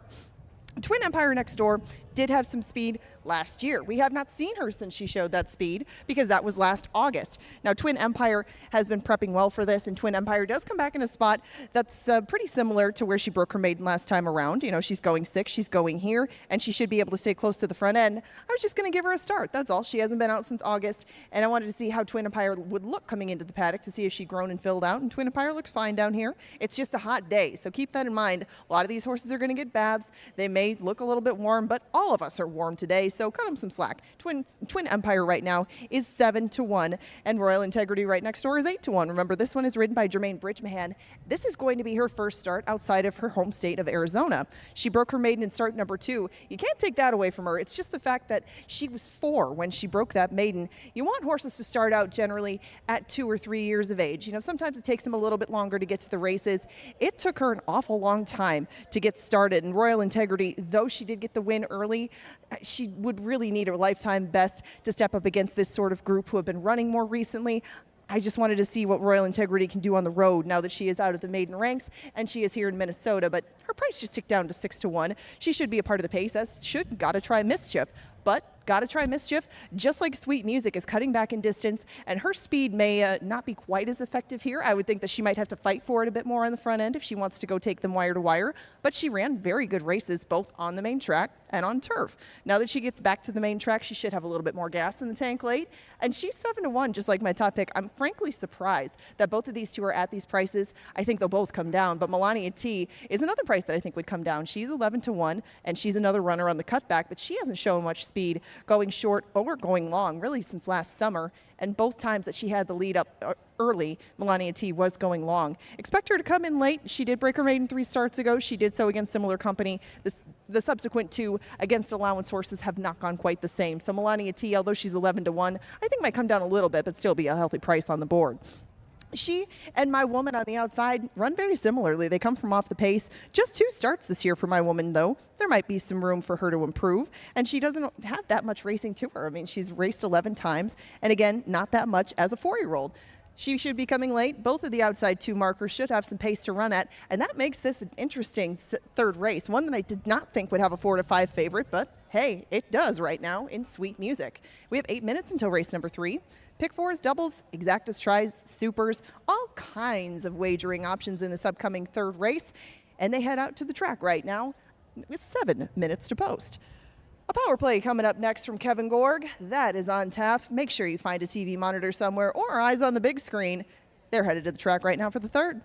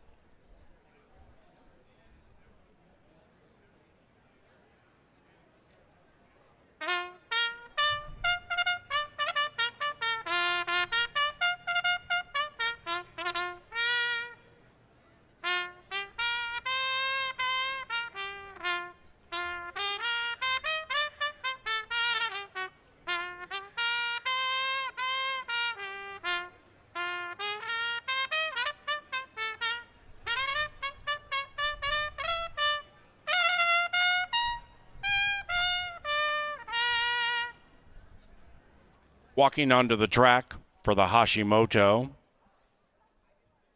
number 4, Royal Integrity, is ridden by Jermaine Bridgemahan. 5 minutes.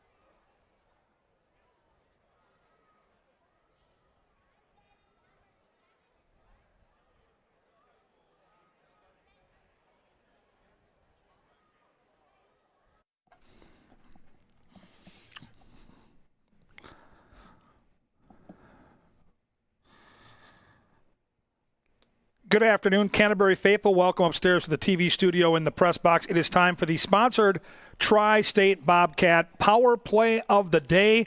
We're back on a heater. Couple of nice wins this week, including a 6-1 a couple nights ago. We're going to go back to the turf where our bread is always buttered. Race 6, number 5, Noel's Angel. This is one of those horse for the course specials. I know who this horse is. I know her well. I know her smell. 6 career turf wins, all 6 right here in Shakopee. And to me, last race house, she showed you everything she needed to show you. Thunder's Rock and Roll is one of the fastest female horses on the ground. She is a stakes-winning, stakes-caliber horse. And all I can tell you is this. Noel's Angel was a part of a pace battle ahead of Thunder's Rock and Roll. So that tells you this pace was way, way too fast. And if she can duplicate this effort, she is going to be clear on her favorite turf course going 5 furlongs. Now, the battle here certainly goes to Thunder's Rock and Roll. The stakes caliber horse comes and gets the money. But Noel's Angel did all, and I mean all, of the dirty work. Ridiculously fast pace. Hung in there pretty good, too, in the mid-stretch, and then predictably got tired. Different level of racehorse tonight. There are no Thunders rock and roll in play here tonight. Flag fall to that's all. The power play, we're going to shoot and score together. Let's go.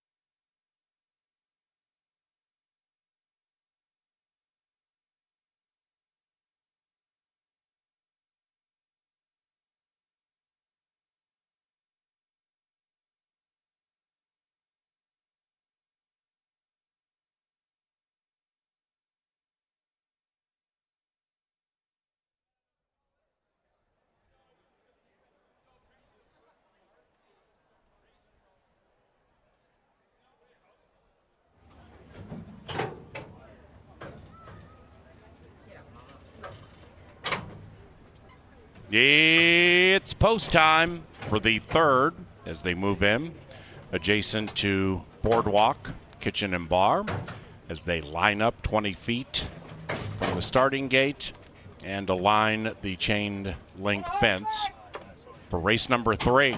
Quite the view. And they're racing. Gotta try Mischief from the center, pops out with speed inside. Hey, Look Me Over takes up the running in second. Sweet Music outside of Hey, Look Me Over, 2.5 clear from the woman. Then we come to Royal Integrity, 5-6 out of it, about to be joined by Twin Empire to the inside. And the one in last is Melania T. 9 lengths rearmost and chasing. Gotta try Mischief at 5-1. Gotta try Mischief from Sweet Music, the even money favorite. After that, Hey, Look Me Over, 5 out of it to the inside of the woman and 2.5 away from Twin Empire. Then it's Royal Integrity and Melania T still is in last. Sweet Music makes a big move on Gotta Try Mischief. Sweet Music outside of Gotta Try Mischief, and they are 7 clear from the woman into the final furlong. Sweet Music, the people's choice, living up to that even money hype and running away from Gotta Try Mischief. After that, Atma Woman and Melania T with a late charge, but it is 2:57 in race number 3, or 2:75. That place photo got hairy.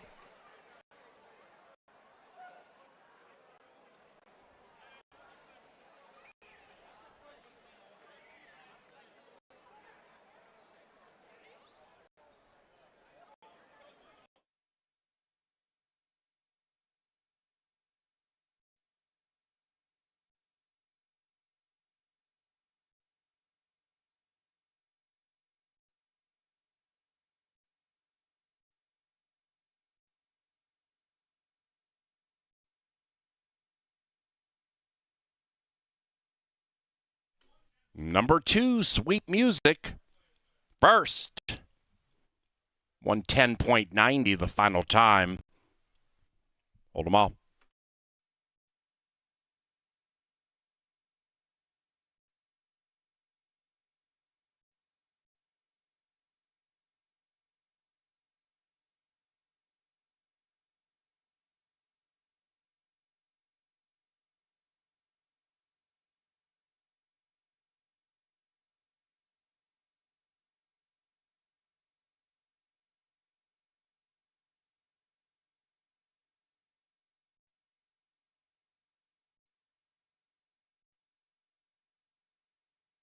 It is 2:576.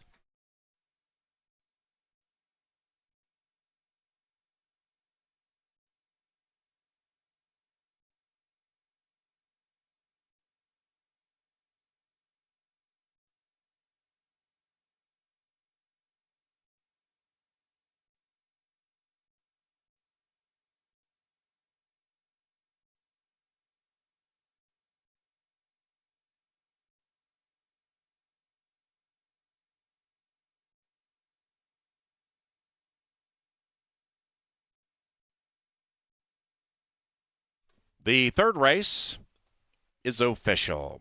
First pick 3, $17.20. Race 4 is on the firm turf. The rail is at 10. And this one begins the 50-cent pick 5 on the final 5 live races today. 10% takeout, nation low. Scratch 5, Blind Nightly. The fourth race, right around 640, thanks to Jim Beam Bourbon. Elegant, Smooth, Refined. And Bushlight. Look no farther than Bushlight. Race 4 in just about 20 minutes.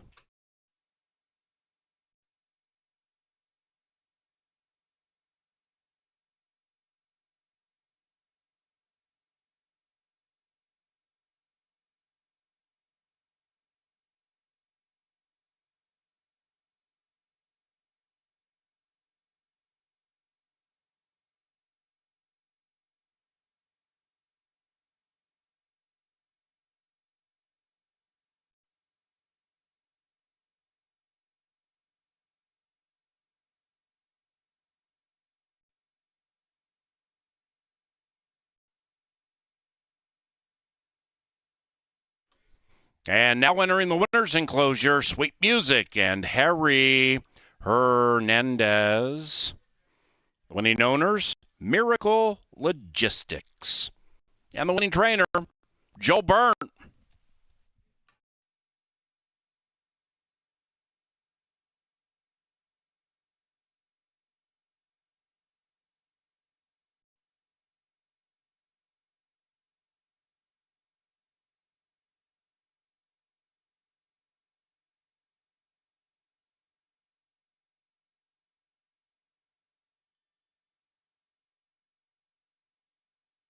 We have a bell ringer.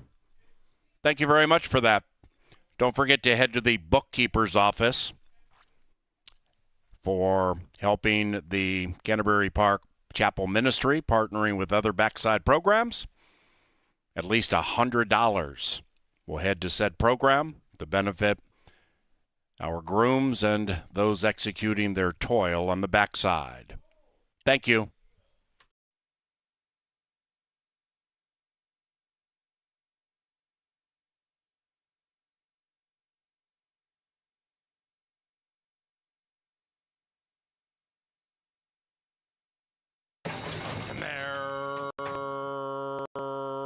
racing. Gotta try Mischief from the center, pops out with speed inside. Hey, look me over, takes up the running in second. Sweet Music outside of Hey, look me over, 2.5 clear from the woman. Then we come to Royal Integrity, 5-6 out of it, about to be joined by Twin Empire to the inside. And the one in last is Melania T. 9 lengths rearmost and chasing. Gotta try Mischief at 5-1. Gotta try Mischief from Sweet Music, the even money favorite. After that, Hey, look me over. 5 out of it to the inside of my woman. And 2.5 away from Twin Empire. Then it's Royal Integrity. And Melania T still is in last. Sweet Music makes a big move on Gotta Try Mischief. Sweet Music outside of Gotta Try Mischief. And they are 7 clear from a woman into the final furlong. Sweet Music, the people's choice, living up to that even money hype and running away from Gotta Try Mischief. After that, a woman and Melania T with a late charge, but it is 2-5-7 in race number 3, or 2-7-5, that place photo.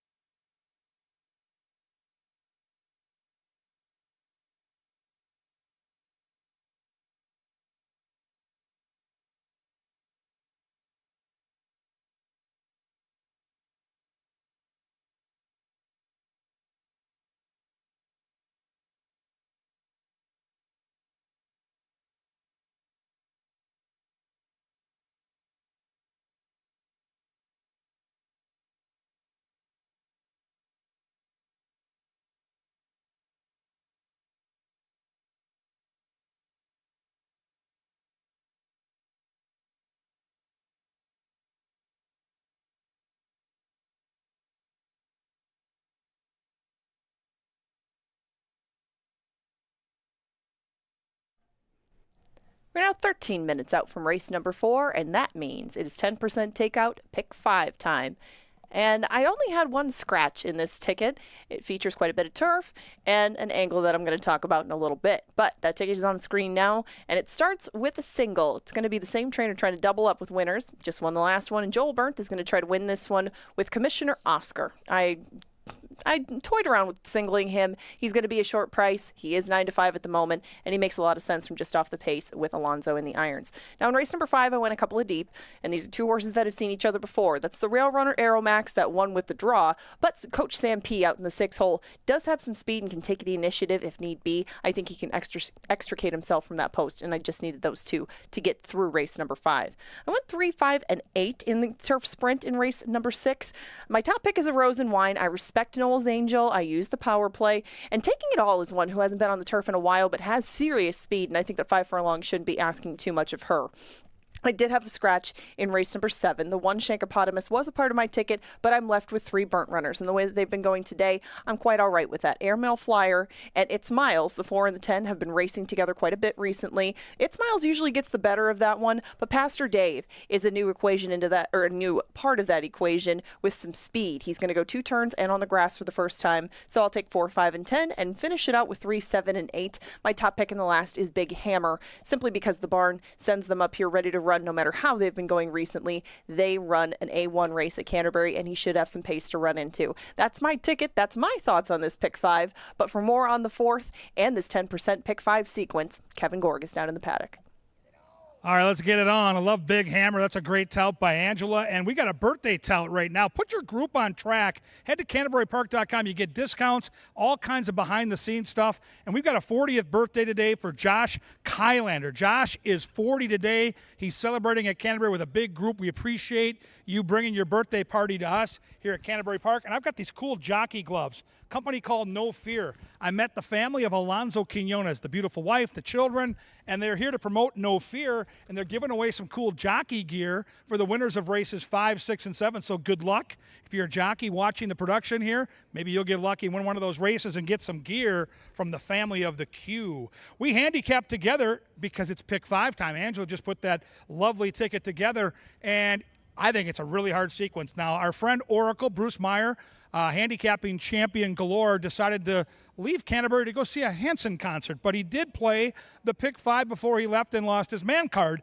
and his pick 5 was one of the biggest tickets he's ever put together. He normally plays like a $40 or $50 ticket, but when he got his Hanson t-shirt on and left the press box, I looked at his ticket. It was $216, and he said he didn't even feel comfortable that he was going to hit because the sequence was so hard. So I think you got to play it. We've seen a $40,000 pick 5 this year, so it's available, but you got to get lucky, and you can't win it if you don't get in it. So let's handicap the first leg of the pick 5. Number 1 is Crafty King, Constantino Roman for Canterbury Park Hall of Fame trainer David Van Winkle.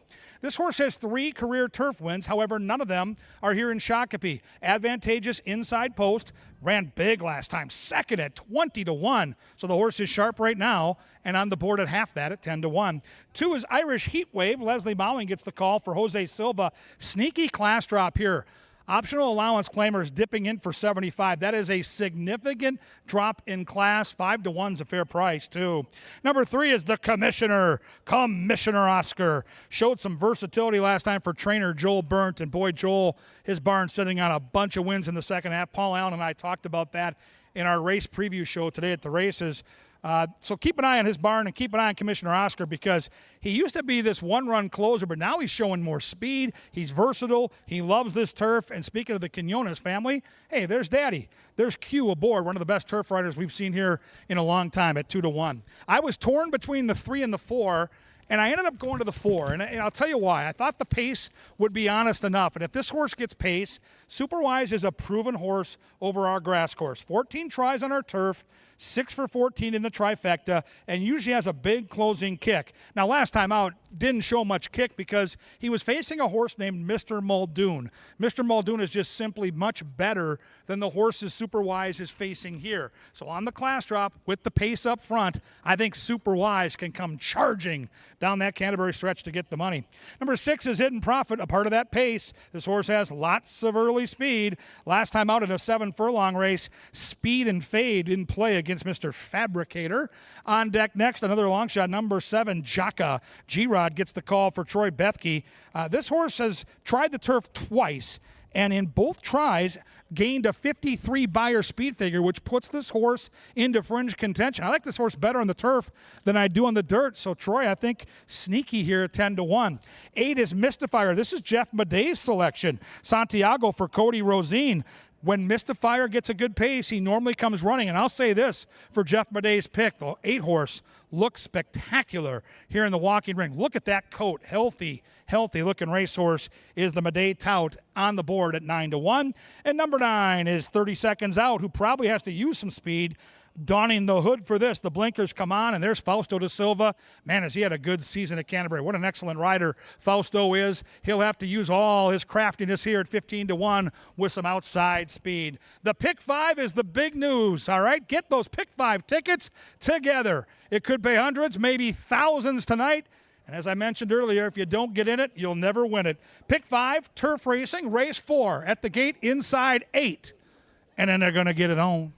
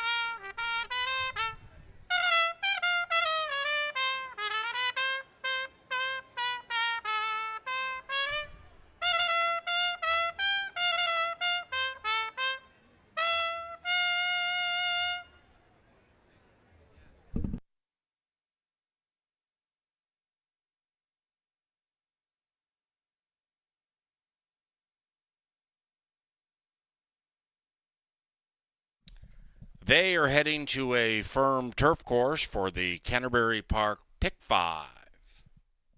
Scratch number 5, Fly Nightly. 5 minutes.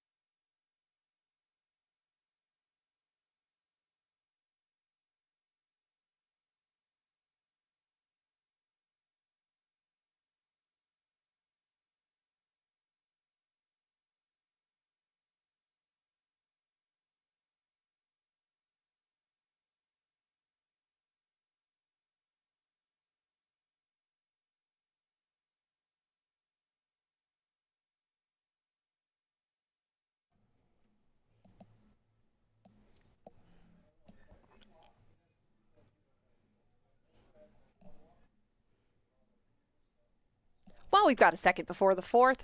You're making your pick 5 tickets. You might want to keep in mind Joel Burnt. Now, he's got some runners left on the card. And first, we're going to look at something you can find in the daily racing form, and that's going to be your index to the trainers of the day. This is all the races that they're involved in, and it's a good thing when you got a trainer with a lot of horses in, and 3, 4, 5, and 7 are all the races that Joel's in. Now, his turf runners start in race number 4 that's upcoming, and Commissioner Oscar is coming up as the co-favorite. He's won 2 of his last 3, including one of them on our turf course, and Commissioner Oscar could get the jump on the likely favorite in here, Super Wise. When you skip forward to the 7th, he's got a 3-pack.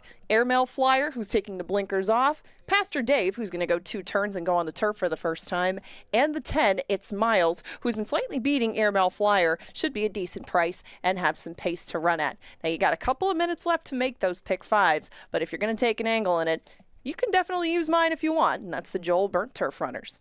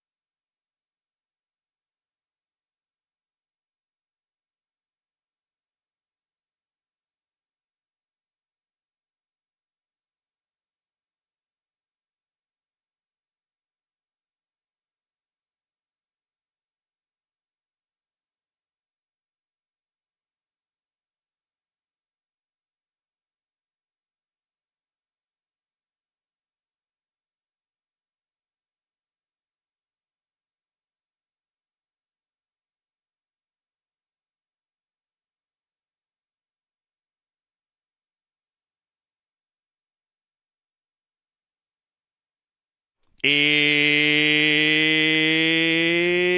race time. Into the gate for the 4th. And they're on a firm turf course. Commissioner Oscar, 2.5 to 1. Super Wise moving in. To back, Mystifier. And 30 seconds out.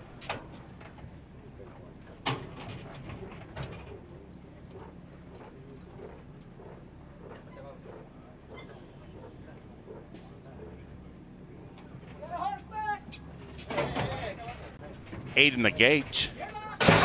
And they're racing. Keen beginning, and nobody really keen to get on with that early speed. Hidden Profit flashes speed at 7 to 1. Here comes 30 seconds out at 22 to 1 from 5th right up to the lead as they approach the first turn. 30 seconds out, and Fausto da Silva kick clear by 1.5, make it 2. After that, Hidden Profit about the same margin clear from Commissioner Oscar, who tracks coyly and in the clear. 2 lengths behind that, we have Jockey. That one's to the inside, sequestered next to Super Wise. Outside of that, Irish Heatwave on a sultry Saturday in Shakopee. Then we come back to Crafty King. The one in last is Mystifier last, and 10 lengths from the lead. And with a half mile to go as they zing into the far turn at 22-1, 30 seconds out is 3 furlongs out from a huge upset. It is 30 seconds out, continuing to tug them along. Commissioner Oscar senses the warning call, being pushed on but cutting into the lead. After that, Hidden Prophet waiting for the light of day. Irish Heatwave is swinging into action, circumnavigating but definitely on the move. Super Wise is blocked and pinned by Crafty King, and now they come charging down the Canterbury Park stretch, and it's Commissioner Oscar putting the head in front. On the inside, Mystifier, just got stopped. Commissioner Oscar, Irish Heatwave. Outside is Crafty King and Resurgent Hidden Prophet. Commissioner Oscar, Hidden Prophet. The Commissioner is in a tight photo. Ooh, that got really tight.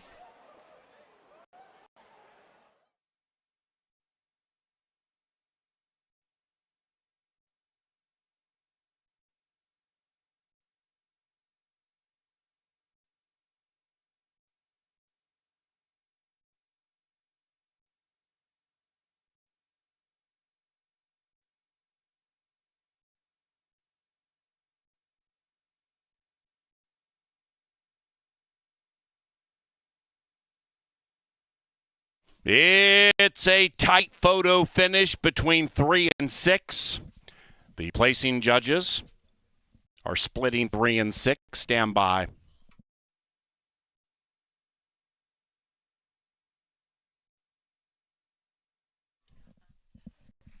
How many are pulling for number 3, Commissioner Oscar? What about the 6, Hidden Prophet? We'll have an answer momentarily. Stand by.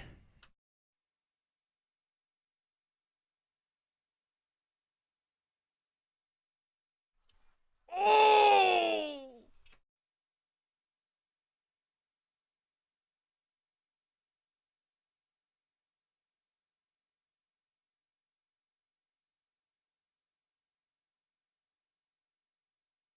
We have an answer. The winner is number 3. Commissioner Oscar by a nose. Hidden Prophet, Tough Luck second. Crafty King, Mystifier, 136.64.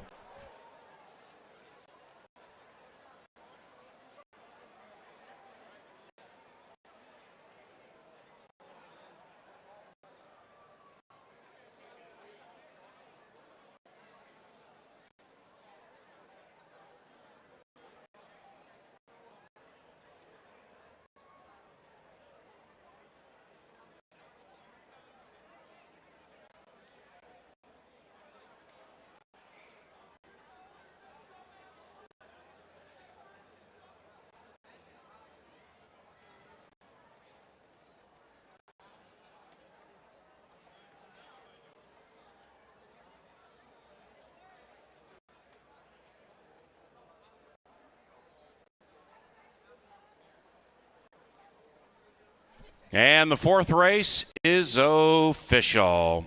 Exacta $35.90. 50-cent trifecta, 361, $70.90. The 10-cent superfecta paid $113. That's 3618 for a dime. 3618 for a dime. 3-to-1 shot wins $113. First pick for today, $67.70.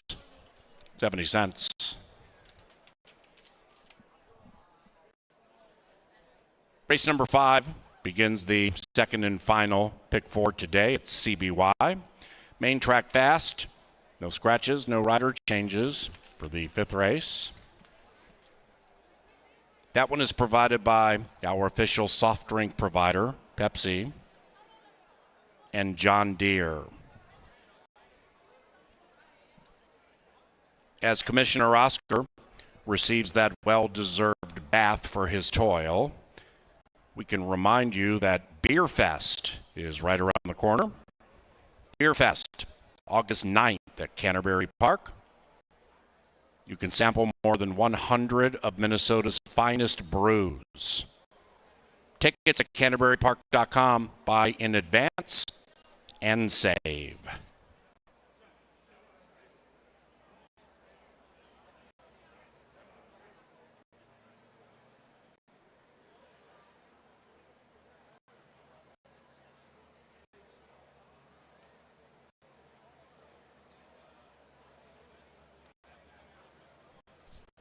In the winner's circle, Commissioner Oscar and Alonzo Quinones.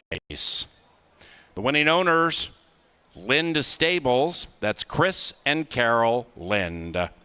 And the winning trainer, winning for a second time this card, Joe Burt.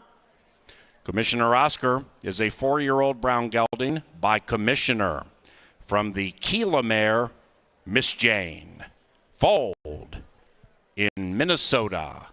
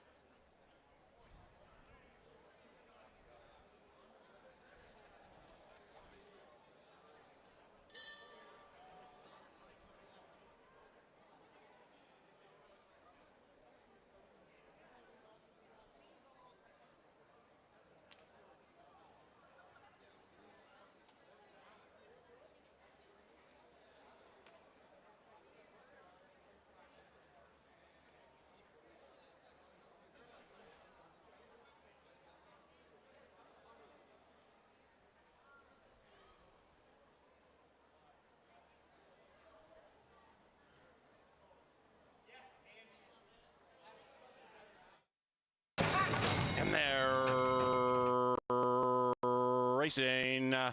Keen beginning, and nobody really keen to get on with that early speed. Hidden Profit flashes speed at 7-1. Here comes 30 seconds out at 22-1 from 5th right up to the lead as they approach the first turn. 30 seconds out, and Fausto da Silva kick clear by 1.5, make it 2. After that, Hidden Profit about the same margin clear from Commissioner Oscar, who tracks coyly and in the clear. 2 lengths behind that, we have Jockey. That one's to the inside, sequestered next to Super Wise. Outside of that, Irish Heatwave on a sultry Saturday in Shakopee. Then we come back to Crafty King, and the one in last is Mystifier, last and 10 lengths from the lead. And with a half mile to go as they zing into the far turn at 22-1, 30 seconds out is 3 furlongs out from a huge upset. It is 30 seconds out, continuing to tug them along. Commissioner Oscar senses the warning call, being pushed on but cutting into the lead. After that, Hidden Profit waiting for the light of day. Irish Heatwave is swinging into action, circumnavigating but definitely on the move. Super Wise is blocked and pinned by Crafty King, and now they come charging down the Canterbury Park stretch, and it's Commissioner Oscar putting the head in front. On the inside, Mystifier, ooh, just got stopped. Commissioner Oscar, Irish Heatwave.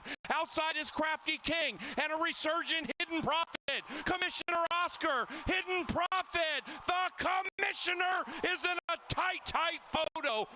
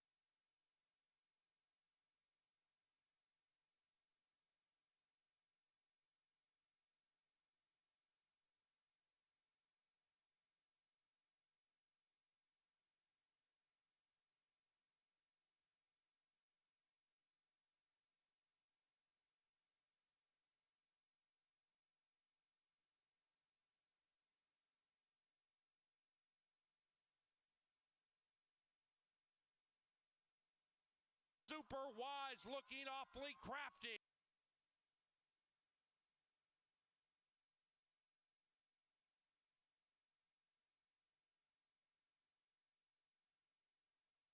Again, who just put Majestic Kraken in last, and they're coming home now. Real Good Magic attacks Forsaken. The one still has something left in the tank. On the outside, Bucking again is running into third. It is Forsaken and Real Good Magic locked in battle down to the wire to start things on a Saturday. Real Good Magic, Hocus Pocus, wins the first. It now by a half length. Outside of that, Drama Speaker. Zen Dreams being guided to the outside by Hernandez, 4 lengths in arrears. Then it's Pretty Bougie. Here comes Drama Speaker, and on the inside is Kava still trying to hold on, and Zen Dreams jumping up and down to the outside. Up goes Drama Speaker, and there's no drama at the wire with this one. Drama Speaker best. Mischief, Sweet Music outside of Gotta Try Mischief, and they are 7 clear from a woman into the final furlong. Sweet Music, the people's choice, living up to that even money hype and running away from Gotta Try Mischief. After that, Woman and Melania T with a late charge, but it is 2-5-7 in race number 3, or 2-7-5. That place on the move. Super Wise is blocked and pinned by Crafty King, and now they come charging down the Canterbury Park stretch, and it's Commissioner Oscar putting the head in front. On the inside, Mystifier, ooh, just got stopped. Commissioner Oscar, Irish Heat Wave. Outside is Crafty King and a resurgent Hidden Prophet. Commissioner Oscar, Hidden Prophet. The Commissioner is in a tight photo. Ooh.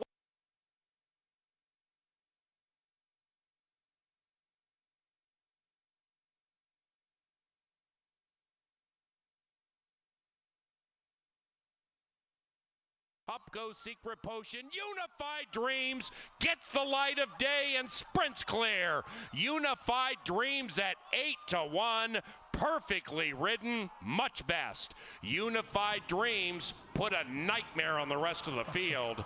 Microphone. Hey, we're back in the paddock. Erica Murray, Kevin Gorg, and that great ride that Paul Allen was just referencing with Unified Dreams was this young lady, Erica Murray, and 7 furlong races. I want to start right here because it's such a quirky looking trip. I've been down to the starting gate. I've watched the race from where the horses are released. That turn comes up awfully quick. What do you have to do as a jockey to have success in a 7 furlong race? Well, here, when I first saw it, it was a little daunting, but I was on a pretty good horse that day, and I just mainly knew that I wanted to break really well and establish position early because it's such an awkward little turn. It is, and Angela Herman and I have talked about it when we're handicapping together up in the press box, and in route races at Canterbury, we always talk about how the inside posts have a huge advantage, but I got to tell you, looking at the way that is configured and how quick that turn comes up, how much of an advantage is it to have one of the inside 2 or 3 posts? It's an advantage, but honestly, for a race like that, I would prefer an outside post because really? it's a lot less pressure on your horse. Sure. You don't really have to send as hard. You can kind of break and see where you're at, whereas when you're on those inside posts, you've got to really, like I said, you got to use them up a little early to establish position. And what I love about you guys as jockeys is just like us. You've got the racing form. You're studying the past performances. You're trying to get to know the way the race likely will unfold. And it's all, who knows once the gate opens, it's all up in the wind. But you do try to figure this out. So when you're riding horses that have been either in sprint races or route races, does that change your strategy when you're sitting in that gate knowing that the 7 furlongs is not a normal distance for these horses? Yes, for sure. Especially for the 7 furlong, I prefer a horse that's shortening up, so that maybe ran a mile before that versus one that's stretching out a little bit. I don't know. That's me personally. I tend to think they do better shortening up. So how was it watching the last race? I need you to be honest in front of all our fans here. You're serving a suspension. It happens with jockeys. There's bumping in races. No one's trying to do it, but there are 8, 9, 10 horses going 35 miles an hour, and around the turns, things get a little dicey, but you watched one of your babies, Super Wise, who you're always racing on, just running that most recent race, and you're at the mercy with a closer like Super Wise, and Harry certainly was, of not knowing what the pace is going to do. But how was it watching that race not being on one of your favorite horses? I got to tell you, it's not fun. It's not a good feeling to be on the other side. But that's just that's the competitor in me, and that's, I think, most jockeys, we don't like to be on the ground. No, I'm with you 100%. So let's handicap together, and let's talk about a turf race here, Erica, in a 7 furlong race, excuse me, in where we just talked about you like the outside post, you like having a little room to make decisions. Take us through some of the outside markers here. The 6 is getting bet heavily right now at 6-5, but what do you see right now from this field? Personally, I like the 8. He's dropping in class, he's coming off a mile, and he's returning to dirt, which I think this horse is going to like. And Leslie's hot today. You'll see that when he wins, he always has a double usually that day. Yes, that's a great point. Well, by the way, Erica's been out here a couple times. She's handicapped 5 races so far, and she has 4 winners. So if she tells you she likes the 8, just my advice, you might want to pay attention, and you can see my picks on the board, 2, 1, and 6. Now, in fairness, if you go to the website, I included the 8 in my top 4, but now I got to recalibrate because I like what you just said about being outside and having some options, and that's exactly what Leslie's going to have. He's got a closer for sure, but if he lets that speed go, he can drop in behind, and in the race replay we watched, that's how you won that 7 furlong race. You sat behind the speed, and you waited. Yeah, 7's really awkward because it could either play like a longer race or just depending on, it all depends on the horses that day of whether it's going to play like a sprint or like a route race. All right, I need you to sell some hope for me because every race card, I look at the middle of the card and I try to find a long shot. And I looked at this too, Indy Freedom, and I saw a horse that's got some natural speed that faced some tough competition down at Tampa. Now, I'm guessing on whether the horse wants to go this far, but I do believe Constantino Roman's going to have some speed underneath him from an inside post. As you look at Indy Freedom, if you were going to ride this horse, what would your mindset be in this race when the gates opened? If it were me riding the horse, I would want him to be like kind of in there. I would want to keep close contact with the lead. I wouldn't want to let You'd this be horse. forward. I would be forward with him, yes. If that's just from looking it over and me personally. You know, I love listening to jockeys, and Richard Migliore works on Fox Sports and works for NYRA, and he always talks about just that. If I've got a horse with natural speed, he always says, I'm not going to worry about what the other jockeys are doing. I'm going to put my horse into the race and let them react to me, and I think you have to be aggressive. Yes, for sure. I love it. I love it. Well, Erica's on the 8. I'm on the 2. Paul Allen, by the way, is also on the 8. And as I love to do on these hot summer nights, Erica, I'm looking at your 8 horse in the paddock, and I got to be honest, I am loving what I'm seeing. I see some good energy here. I see a horse that has a really healthy-looking coat. And even though I see energy, I don't see a lot of sweat. Yeah, he looks good. I mean, he's, from the looks, I mean, he's beautiful. His neck's pretty, and, you know, he's got one of the most skillful riders here. And Leslie, the jockey, just gave us the wink, so there are all kinds of signs here. Erica Murray, one of our favorite jockeys. Give her a round of applause. She's great in the saddle, and she's even better out here in the paddock with her analysis. Race 5, fans, is coming up. It's a late pick 4. It's a 7 furlong humdinger. Right now they head down the tunnel. Soon we get the best bugler in the business, Sir Leonard Diker, with the call to the post. Good luck.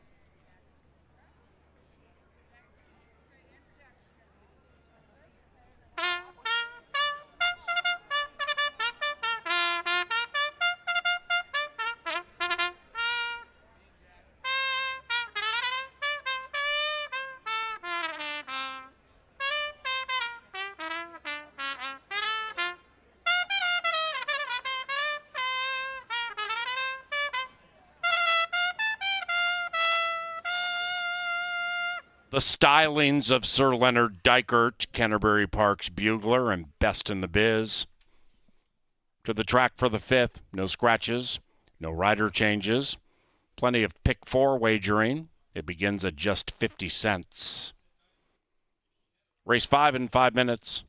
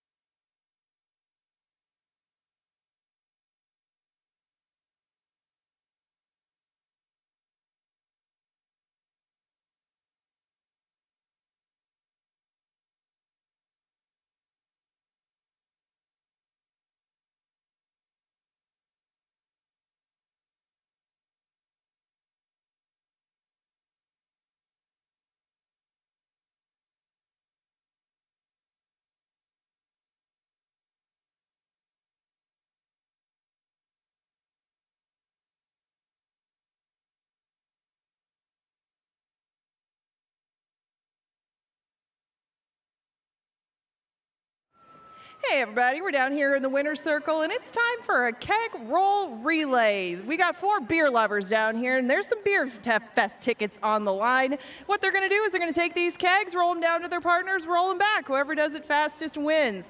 Closest to me, we have Dylan and Jackson, and over there we got Chris and Andrew. Whenever you guys are ready, take your marks and roll those kegs. Ready, set, roll! That was a fast start by Chris. Come on, Dylan, you can do better than that. Take bigger strides, take bigger strides. Chris has an authoritative lead down to the end. And Chris, now Andrew, come on back. Andrew rolling strong. Jackson trying to make a race of it. Andrew gets over the line just by a nose. You two are going to Beer Fest. Don't worry. There's still some daily double packs for the slow rollers, no problem. You guys can still come back and join them at Beer Fest. If you want to join these guys at Beer Fest, make sure to head to CanterburyPark.com. Get those tickets for Beer Fest on August 10th.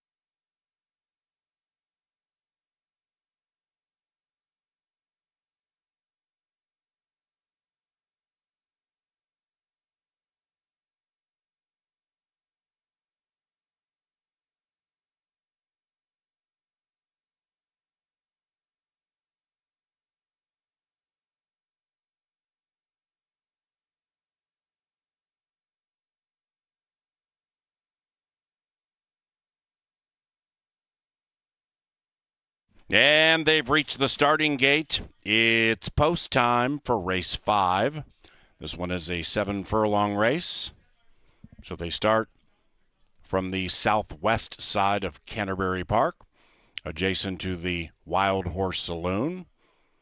And after they pop out of the gate, they'll run by Boardwalk and head up the barn side. Most in. Here is Daxa Dreaming. And the last one in, Score McCoy, 4.5 to 1. Coach Sam P, 2 to 1. Aramax, 2.5 to 1. 8 in the gate.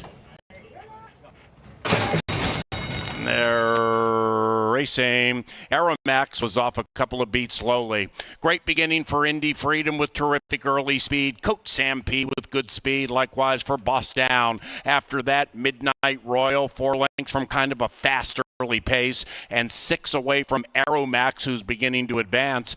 Daxa Dreaming is third last, 2.5 clear from Supreme Leader.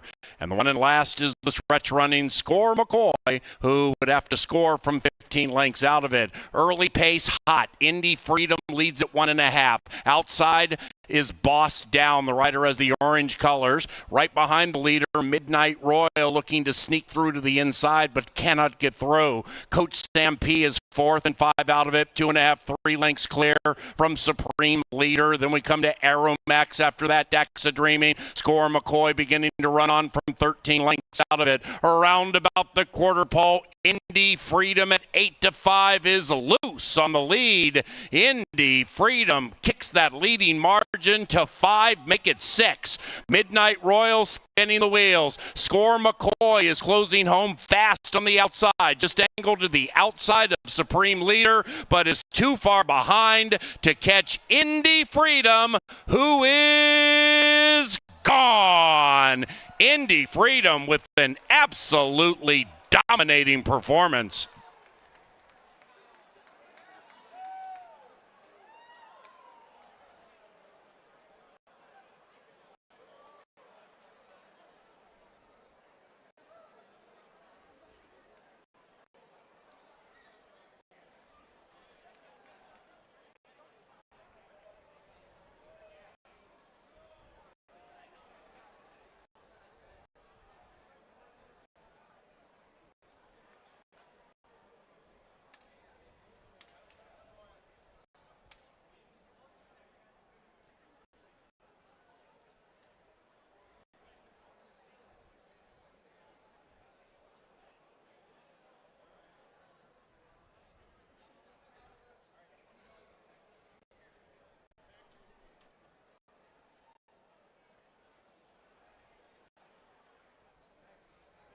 Number 2, Indy Freedom, ran first. It is 2-8-1-5 in race number 5.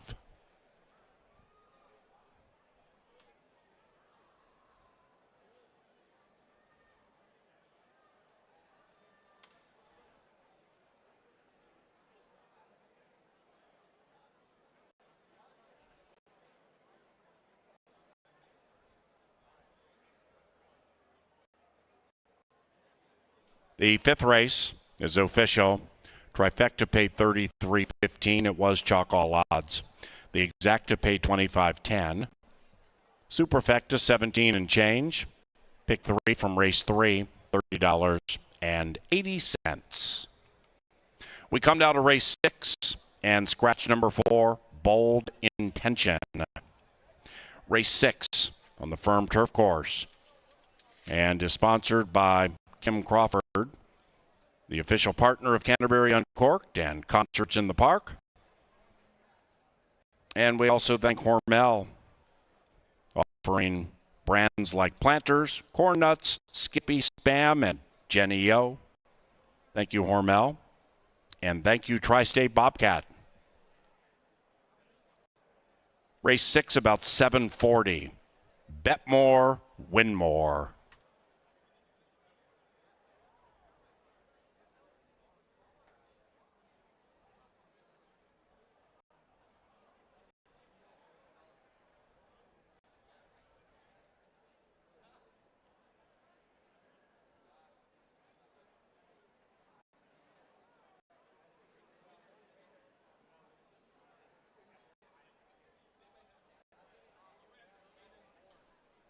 Into the winner's circle, Indy Freedom and Constantino Roman.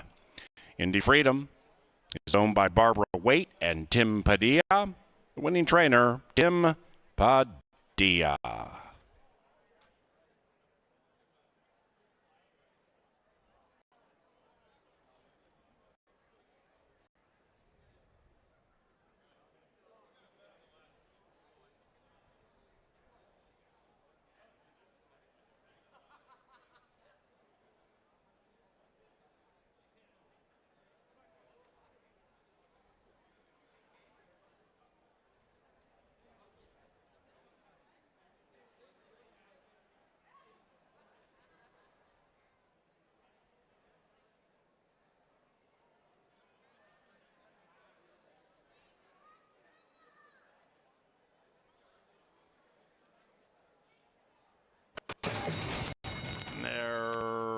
racing. Aeromax was off a couple of beats slowly. Great beginning for Indy Freedom with terrific early speed. Coach Sam P with good speed. Likewise for Boss Down. After that, Midnight Royal, 4 lengths from kind of a fast early pace, and 6 away from Aeromax, who's beginning to advance. Daxa Dreaming is third last, 2.5 clear from Supreme Leader.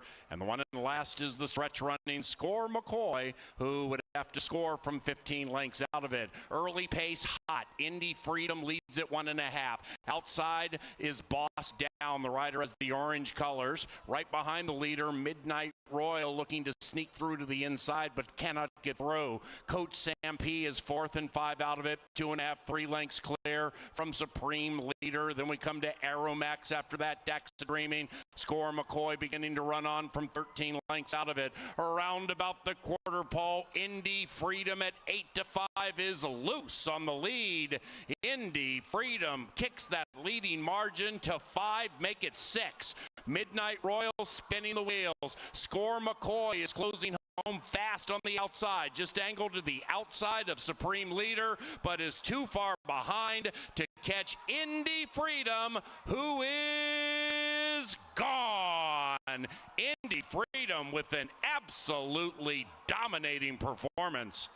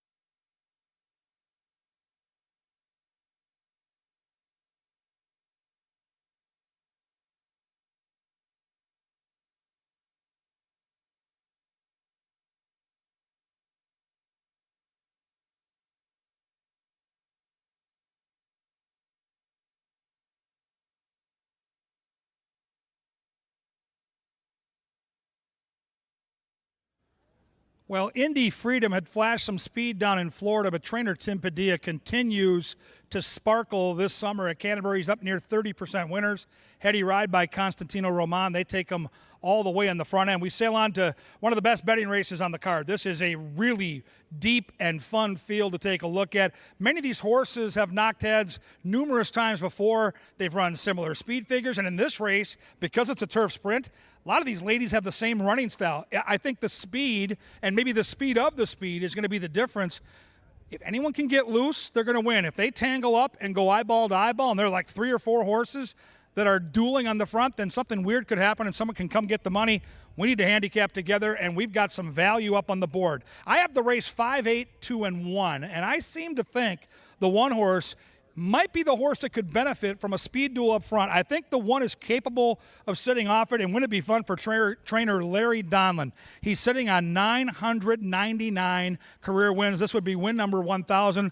Unbelievably nice man. He's been here for many years. Wish him good luck. I think the one's got a big shot to hit the try and super, and this horse is 15-1 with Jermaine Bridgman on the turf. Very sneaky horse. Number 2 is Pink Ace. Lots of speed for the Q. This horse last time out ran on the dirt and lost a heartbreaking photo to Chocolate Freckles. But if you go back in Pink Ace's running lines, the last time she was on the turf was at Santa Anita, and she was facing some of the fastest turf horses in California, running second twice. So Pink Ace can play, and she's 3-1. Number 3 is Taking It All. Paul Allen and our tip sheet guy, Superstats Dave, have this horse on top. And by the way, our tip sheet guy, what a wonder he is. He's had 4 straight winners tonight. Good luck, Dave. He singled the horse in his pick 5. I love the aggressive nature. I'm against him here, but I certainly respect the take. 3-1 on Statsy's horse. Number 5 is my top pick in the race. This is Noelle's Angel. She is just plain fast. And I mentioned that a lot of these horses love running here and have faced each other before. Well, she has 6 career wins on this turf course. She chased some fast horses last time on the class drop. I think the 5 is too fast. I think she gets loose, and I think she wins. And right now, she's a fair price at 3-1. 6 is Miss Carmen Sebo. Da Silva rides, a very patient rider, and if the speed gets hooked early, as I mentioned, here's one of the few horses in here that doesn't want to go to the front and will be off the pace and should be rolling late for Tony Rengsdorf. Sneaky horse, 10-1. 7 Holy Coffee. Lindsay gets the call for Taylor Van Winkle. Stalking speed, outside post. The unknown is the turf form. Only 1 try on the grass. But if you go to synthetic racing, which is very similar to turf, the horse's numbers are pretty good. So Holy Coffee absolutely could get a slice at 7-1. And here comes Fernie's horse. Here comes Hazel Farm, a Rose and Wine, a Minnesota bred. She's got loads of talent. She adores this turf course. She's run on Canterbury's turf 15 times. She's hit the trifecta 12 of the 15, and she's won 7 times. Outside attack post, Double H astride. Fernie here, ready to bet big money with his buddy in town from Vegas. It all adds up to 7-2, and the intrigue is on one of the best betting races of the weekend. This is a very fun race to handicap. Time to get your money in. We got Minnesota breds, we got fillies, we got mares, we got turf lovers, we got big prices, we got it all here, folks. It's race number 6. It's coming up, and it's coming at you, and of course, it's next.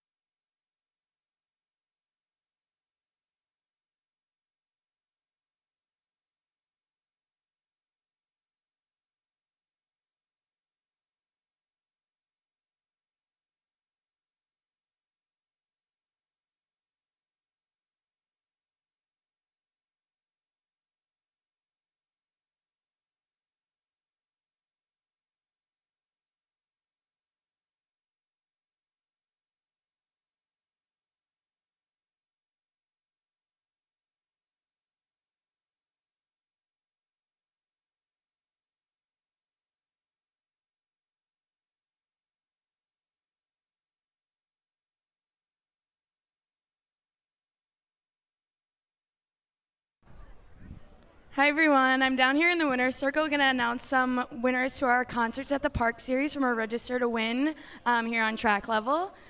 Next week we have Blue Oyster Cult coming to the park, and our winner for this evening is Jocelyn Przinski. If you're still here, please come to the winner's circle to claim your prize, and be sure to check out our website for the rest of the Concerts in the Park lineup for the rest of the summer.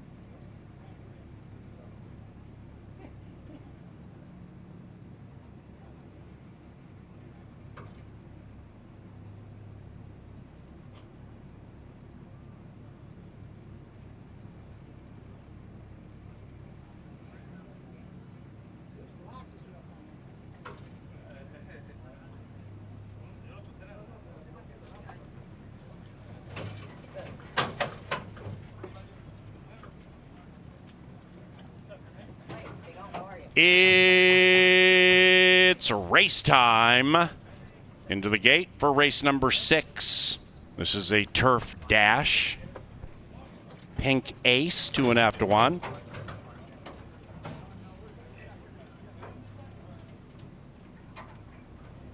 Shacked Stateside, 8 to 1 has gone in. Likewise for Holy Coffee, Miss Carmen Sebo. And a Rose and Wine, the veteran Minnesota mare, last in line. And they're racing. Holy Coffee, caffeinated with that early speed. A Rose and Wine looks to leave them punch drunk, and Taking It All is taking the lead. Taking It All comes steaming through between runners to grab the lead, about 3.5 clear from Noel's Angel. 3 after that to Shack Stateside, about 5-6 lengths from the front. Pink Ace next to that one, and Miss Carmen Sebo is 8 lengths rearmost. Taking It All looking to take all of the purse, leading it by 3 from Holy Coffee, a Rose and Wine, and Noel's Angel. After that, Shack Stateside, Pink Ace heads outside for the stretch run, and still nothing from Miss Carmen Sebo. Taking It All runs away by 5. Taking It All at 8 to 1 leads it from an on-charging a Rose and Wine. Outside of that, Miss Carmen Sebo. Taking It All impressively, gate to wire.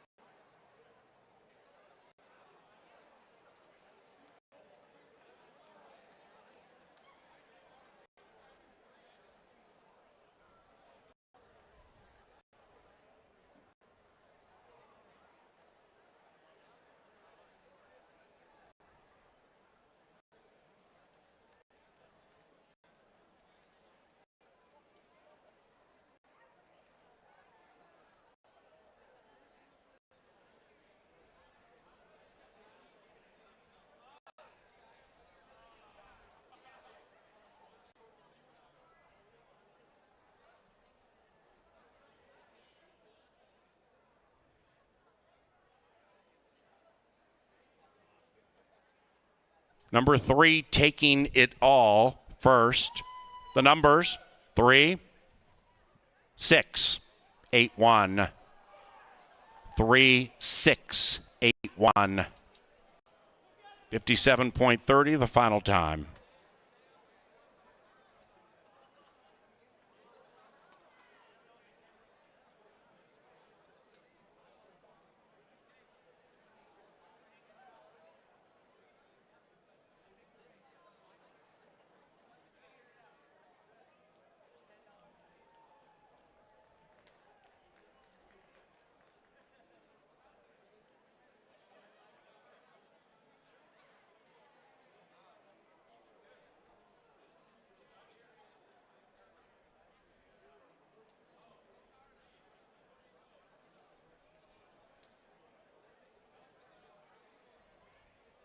And race number 6 is official. The pick 4 paid $204.85. Pick 3 paid $286.40 from race number 4. Exacta, $179 and change. 3-6, $179 for $1. The 50-cent trifecta, 368, $206.65. And the 10-cent superfecta, 3681, that paid $266.15. Big payoffs from race 6 at CBY. Race 7 is the Saturday penultimate and our final turf race. It's firm. Scratch number 1, Shankopotamus, and 6, Can't Know. Race 7 at about 8:10, provided by Quick Trip and QuickTrip.com. And also by the Yard.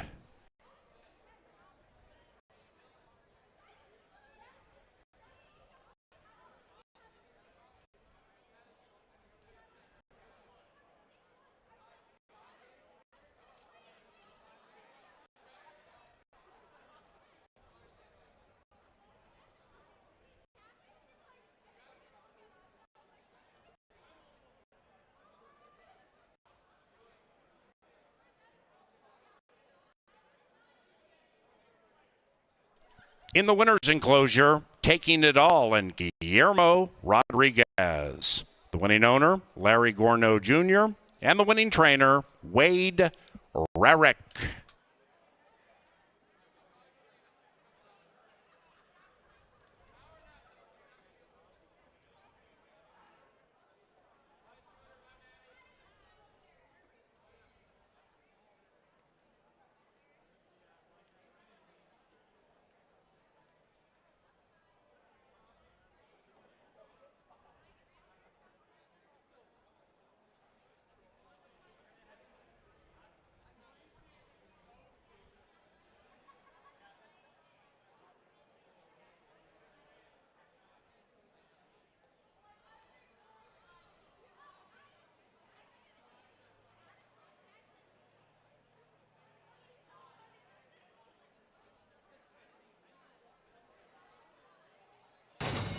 And they're racing. Holy coffee, caffeinated with that early speed. A rose and wine looks to leave them punch drunk, and taking it all is taking the lead. Taking it all comes steaming through between runners to grab the lead, about 3.5 clear from Noel's Angel. 3 after that to Shack Stateside, about 5-6 lengths from the front. Pink Ace next to that one, and Miss Carmen Sebo is 8 lengths rearmost. Taking it all, looking to take all of the purse, leading it by 3 from Holy Coffee, a Rose and Wine, and Noel's Angel. After that, Shack Stateside, Pink Ace heads outside for the stretch run, and still nothing from Miss Carmen Sebo. Taking it all, runs away by 5. Taking it all at 8-1, leads it from an on-charging a Rose and Wine. Outside of that, Miss Carmen Sebo taking it all impressively, gate to wire.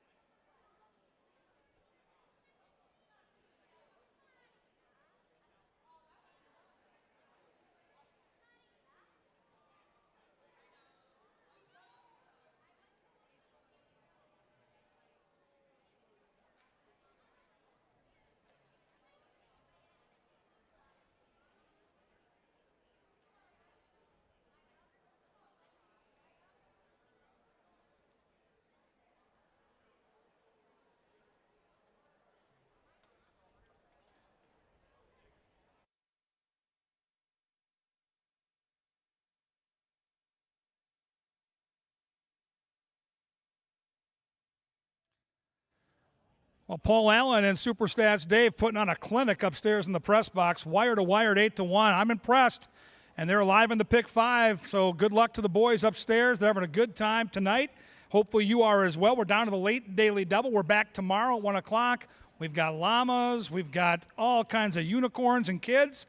You don't see unicorns every day. So llamas come and go, but unicorns are extra special. They'll be here tomorrow. It'll be lovely. Do keep an eye, though, on all our social media accounts. Head to CanterburyPark.com. We're keeping an eye on the heat, so post time may be shuffling. We'll see. But we can't wait to be here tomorrow and put on a family day production that'll knock the socks straight off your feet. Here we go. Race 7, turf racing. We've got some scratches, so keep an eye on that as well. And we've got a maiden race with Minnesota breds. So, again, it's one of those races where the horses are looking for their very first career win, and strange things can happen. I thought the 2 was super live for Valerie Lund. Harry Hernandez signs on to ride, showed a ton of speed on debut, and now stretches out. And I'm telling you, this horse is bred up and down to love the grass. The sire is Temple City. The grandsire is the great Dynaformer. That is as good as it gets for turf breeding. So the 2, to me, is an absolute must-use. I look for Harry to use that speed early and try to take them all the way on the front end. Right now, 5-2. Number 3, Mo Dingers for the Sampsons. Mike Beeler, the conditioner. Vergara, the pilot. In good form right now, kind of lingering around the board, and needs to ramp it up. So now they switch surfaces. They go to the turf. The bloodlines are decent. And this is a horse that's got a foundation. And when you're going to go around 2 turns, when you're going to race at a mile, that foundation could be big. We'll see if Mo Dingers can knock it out of the park tonight at 9-1. Number 4 is Airmail Flyer. The hood comes off for Joel Burnt. G-Rod gets the call. The one turf race that Airmail Flyer ran in was against Sushi Man, and Sushi Man is a stakes-winning monster, so I'm not going to count that race against the 4. Much softer spot here in 10-1. 5 is my top pick, and it's a slight lean. I was really torn between the 2, 5, and 7, but the 5 to me, Pastor Dave, is sitting on a win. I like the way Roman is riding right now. He took a race earlier at 7 furlongs and went wire to wire. This horse has speed but doesn't need the lead and is bred decently for the turf. I'm going to trust Joel Burnt here at 5-2. Sooner or later, Latin Force is going to win a race. His speed figures tell you he's right there. But Latin Force has had 27 chances to do it. So will number 28 be the lucky time for Latin Force? The good news is he's got the best speed figures, he's a closer, and there is lots of speed signed on. So if you bet the 7, maybe tonight's the night. Maybe he sits back and waits and makes one big run. He's a big closer. He's got the speed figs. He just needs to get over the hump. Over 27, 3-1. De Silva aboard. I would not be surprised, but right now, that's the story on Latin Force. 8 is Heavenly Deacon, Carlo Lopez for Tranquilino. 1 turf try, a decent third behind Sushi Man. Outside stalking speed. Kind of a fringe player on paper, but I could see the horse hitting the try or super on the bottom side. 9 is West Dakota, Leslie Mowing for Lynn Rarick. 0 for 14 and just hasn't shown a lot lately.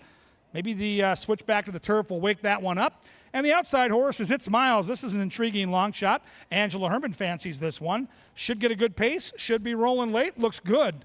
Really good down here in the paddock 10, making a nice impression. Hey, I got to go to the winner's circle. It's time for the lottery clip with Kip. Oh, goody. Minnesota breds going 1 mile on the turf. What a beautiful night for racing. Hope you're enjoying it.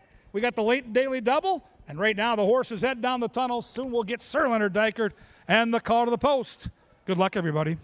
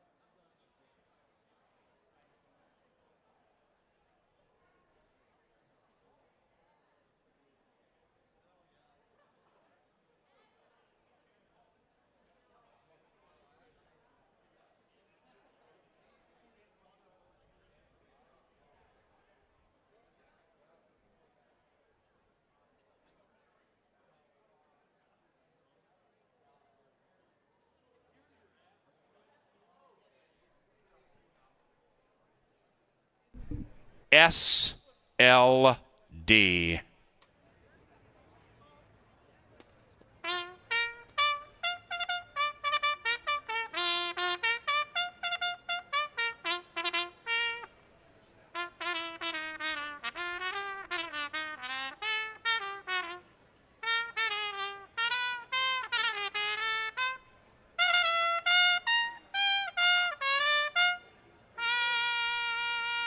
To the dirt track, then the firm turf course for race number 7, beginning Dr. Dan's late double, and without numbers 1, Shankopotamus, and 6, Can't Know. 5 minutes.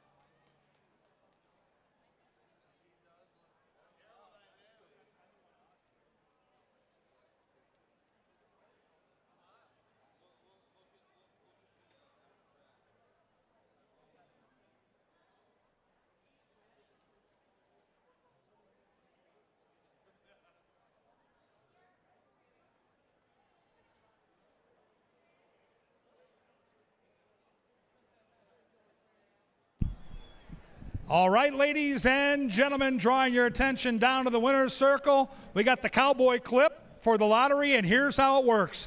These lovely humans have been given a placard. If that horse wins the race, they get $50 in scratch-off tickets from our friends at the Minnesota State Lottery. Now, a guy last year used those scratch-off tickets to score for over $3,100, but we're not done. Second and third get a swag bag with prizes worth hundreds, yes, hundreds of dollars. So your horses have to run first, second, or third. The horse that runs first is the big winner. Let's meet the contestants and find out where they're from. Name and where you're from. My name's Ryan Clark from Wyndham, Minnesota. Skyuma, go Gophers. Yeah, Johnny the Mouse Mickelson's blushing right now. Awesome job. My name is Daniel Lentz, and I'm from St. Paul, Minnesota. St. Paul, Minnesota, go Toms, huh? Roll Toms. Here we go. This guy looks like a real beauty. Glenn McMahon from Highland Park, Illinois. Highland Park, Illinois. I used to go to Arlington Park down there. What a beautiful racetrack that was. This could be fun. Kyle Dukes from River Falls, Wisconsin. Not that fun. Kyle, what's your last name? Dukes. The Deuce. Who's your favorite football team? Go, Pack, go. He's a Packer fan. We boo Packer fans. And now we're cheering against the 5-horse. Go back to Wisconsin. We don't care. Adam King from Rosemont, Minnesota. Go Irish, baby. Now, this guy's got a racetrack hat on and the sunglasses, and he's got the chest flowing. This is a lot of fun. Anthony Ortiz, Bridgeview, Illinois.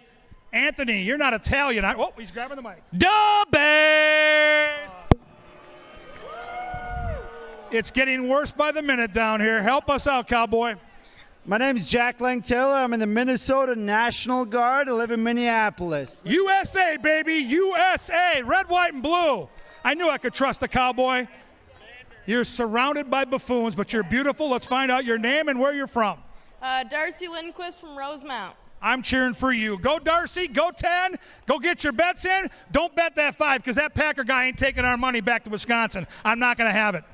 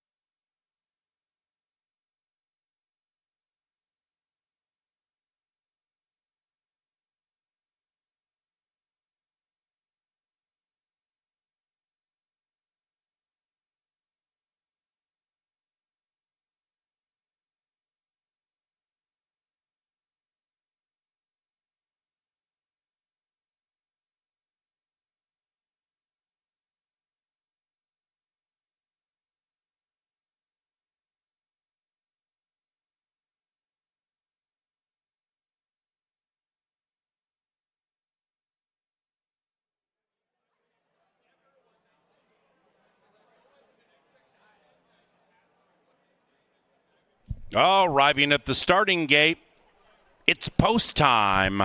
Into the gate for the CBY Saturday penultimate. Latin Force, 2-1 in favored. Mo Dingers wearing the Boss's colors. Next in.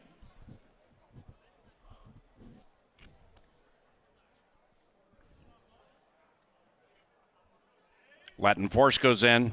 Here's Airmail Flyer. Rider and trainer looking for 3. West Dakota. Pastor Dave.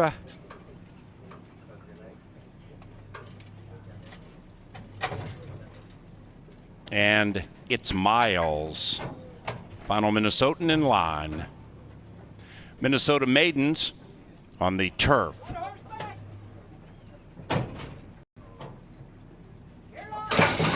And they're racing, and they've broken a perfect line. Kingdom City and Harry Hernandez at 3-1, out fast, securing the inside.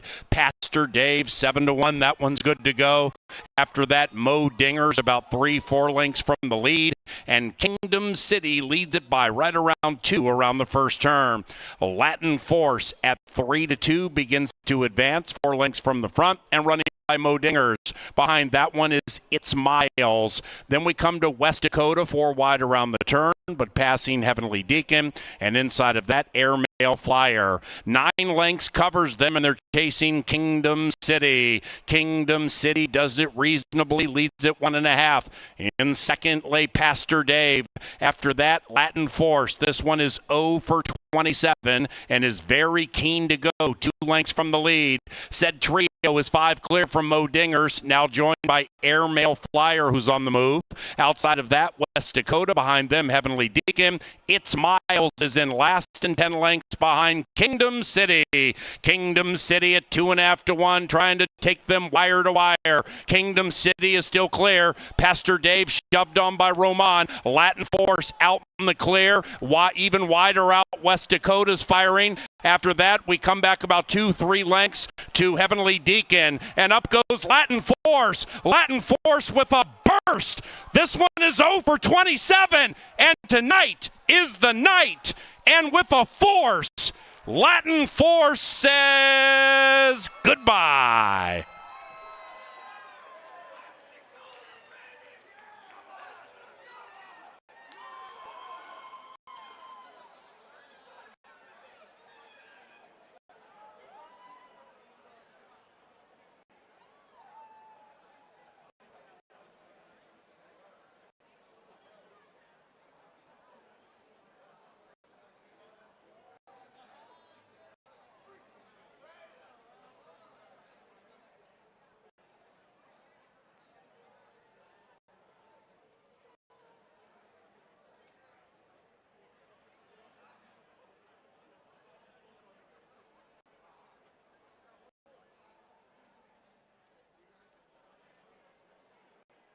Number 7, Latin Force, convincingly.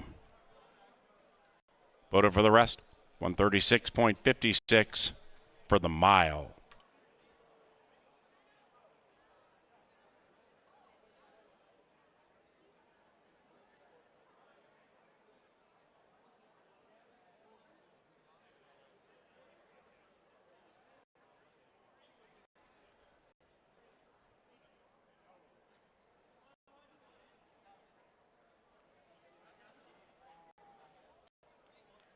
The numbers 7, 4, 9, 3.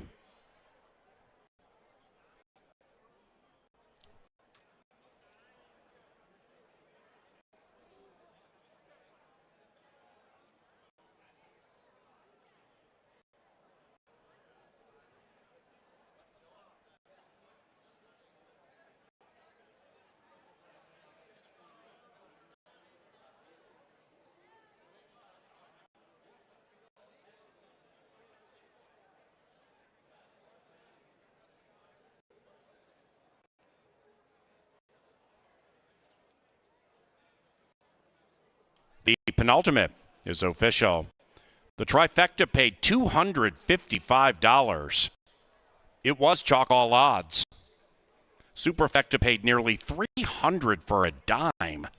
The favorite won the race. Exacta 23.20. Race number 8, 22 minutes from now.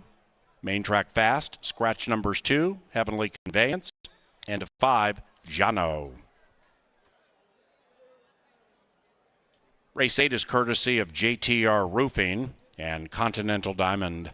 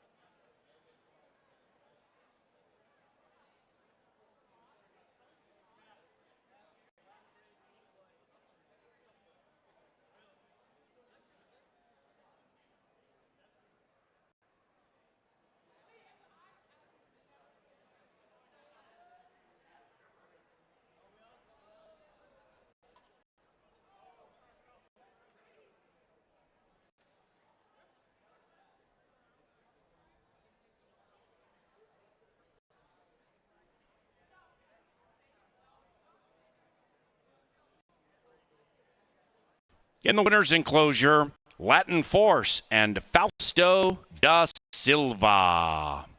The winning owner, Ruth Casanova, and the winning trainer, DVW, David Van Winkle. Latin Force is a 4-year-old Dark Bay son of Force the Pass out of Waveland. The winner was bred in Minnesota by J.K. Farm.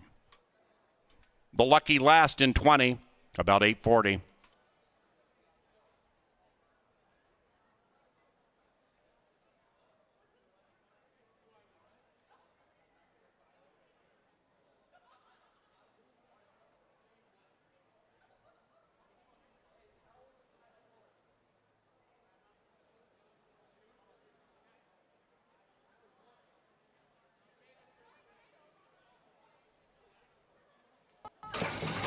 And they're racing, and they've broken a perfect line.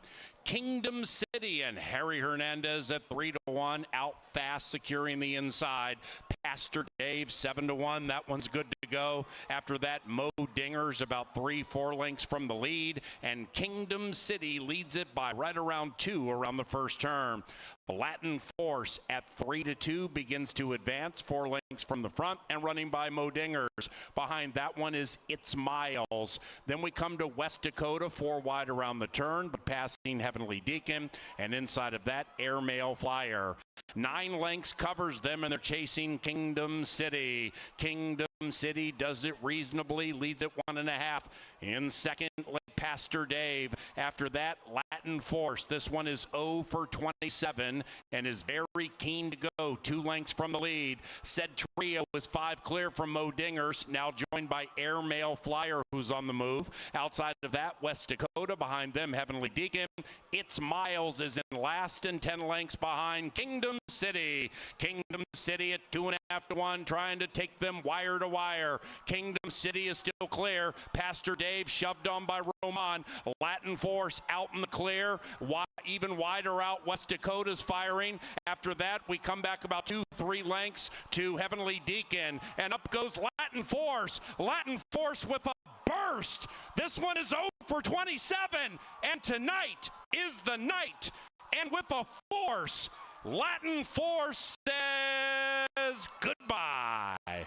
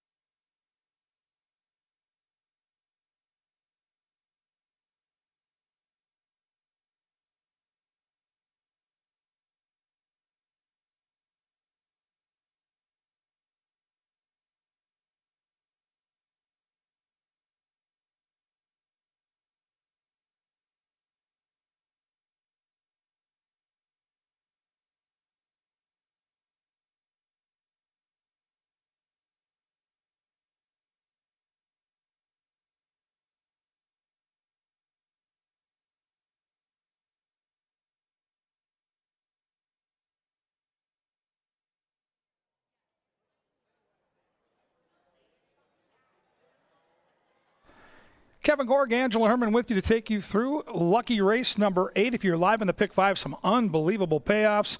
Good luck if you've got some of the horses covered here, including Central Park, who I thought would be one of the favorites, paying nearly $3,000. That 10% takeout continues to bring bountiful monies to our players at Canterbury. Now, tomorrow night, we're scheduled to race Family Day at 1 o'clock. As I mentioned before the 7th race, we're keeping an eye on the weather for the safety of the horses and our race fans. We're going to watch the heat index, whether it's social media or our website. We will update you tomorrow.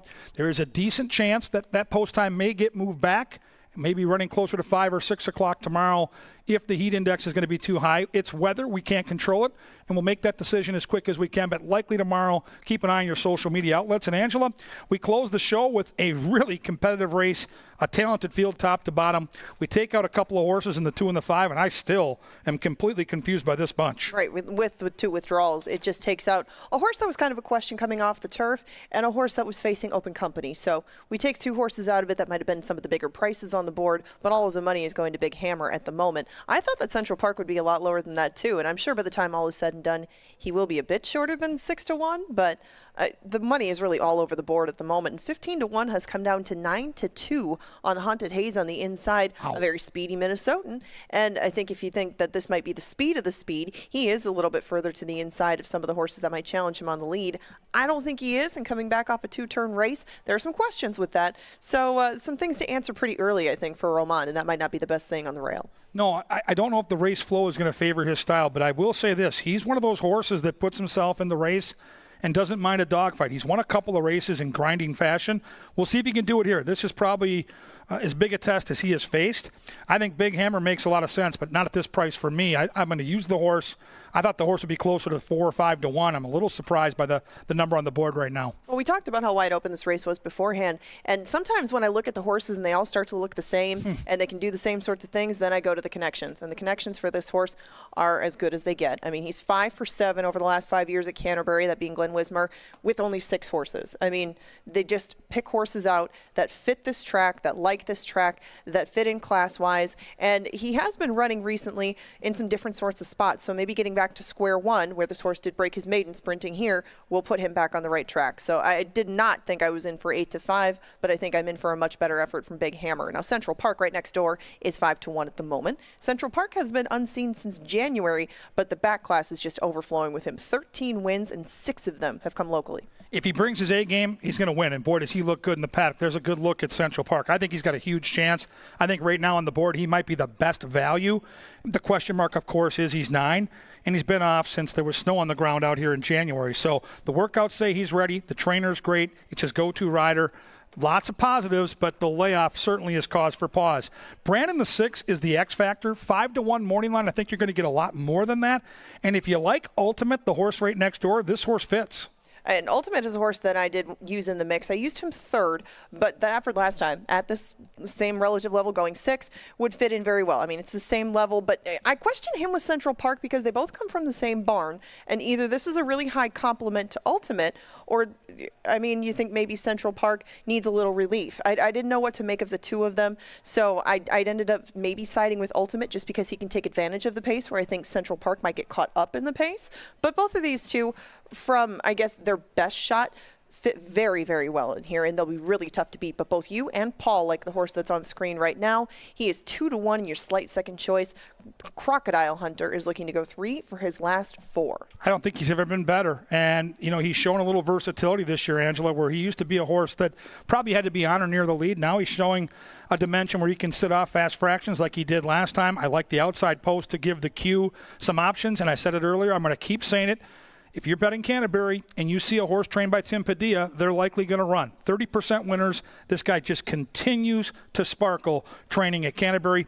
Further Evidence is a horse that I think can hit the trifecta. I'm not sure on the win side, but the horse is certainly a juicy price for the exotics. And he's been a very popular item at the claim box. And Further Evidence was a horse that had gone longer a lot in his history. You know, we'd seen him up here with Mack and then for a long time with Martinez. And when Further Evidence was cut back in both the winter at Turf Paradise and up here, he was very effective coming from off the pace. Is that what I want today?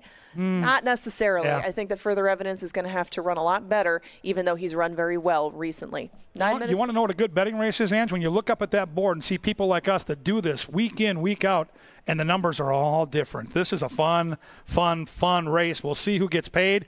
Again, if you're live in the Pick 5, here you go. On a tee for you. Big payoffs coming. 8 minutes to the race. Get your bets in now, and we'll see you tomorrow, either at 1 o'clock or a time to be determined. Good luck.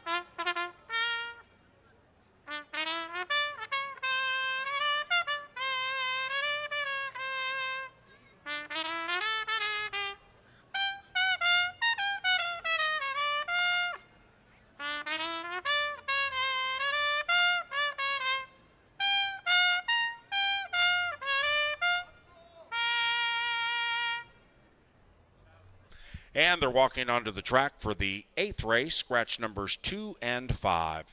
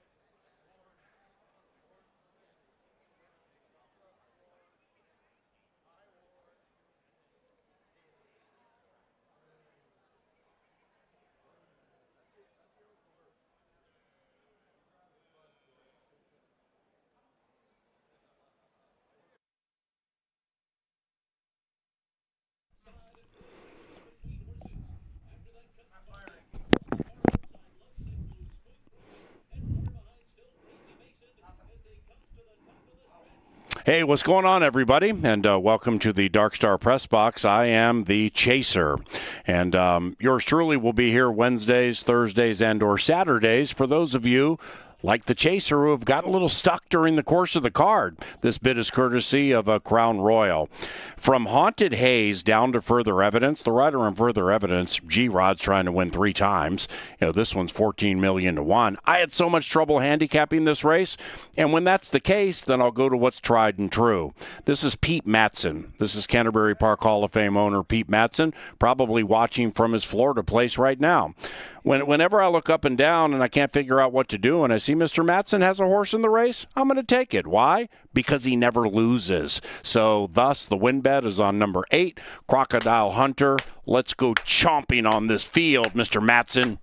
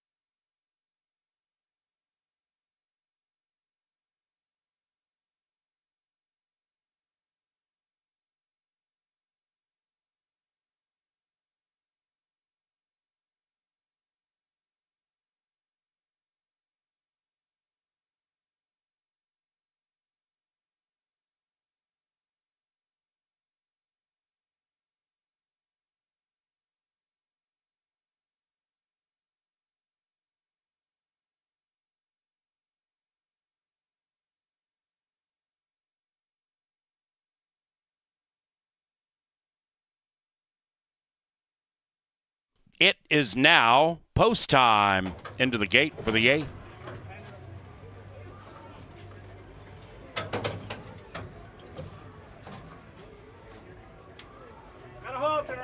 Our final live race, Crocodile Hunter in search of 2 in a row, 2.5 to 1. Further evidence, the rider is looking for a triple, 14 to 1. Race 8. Racing. Number 1, Haunted Haze, broken a tangle, stumbled shortly after the start. No problems out of the gate for the speedy Central Park off the layoff. Central Park at 6 to 1 takes the lead by a neck. Pressured by Crocodile Hunter right alongside. 2.5, 3 lengths back to Haunted Haze on the move after the bad start and to the inside of Brandon. Then we come to Ultimate making a move on the outside, 7 lengths from the lead. Further evidence, second last, and Big Hammer is at the rear. Big Hammer, 9 lengths rearmost. Middle of the turn and approaching the top of the stretch. Central Park, the veteran, continues to show the way. Crocodile Hunter applies pressure. Haunted Haze in third, about 4 out of it after the bad start. Then we come to Brandon, who's languishing. Behind them, Ultimate. Up goes Crocodile Hunter. Central Park trying to fight back. Haunted Haze running a brave one after the bad start. It is Crocodile Hunter at 8 to 5. Crocodile Hunter has won 2 in a row. 8-4, and a photo for the show that goes to Haunted Haze.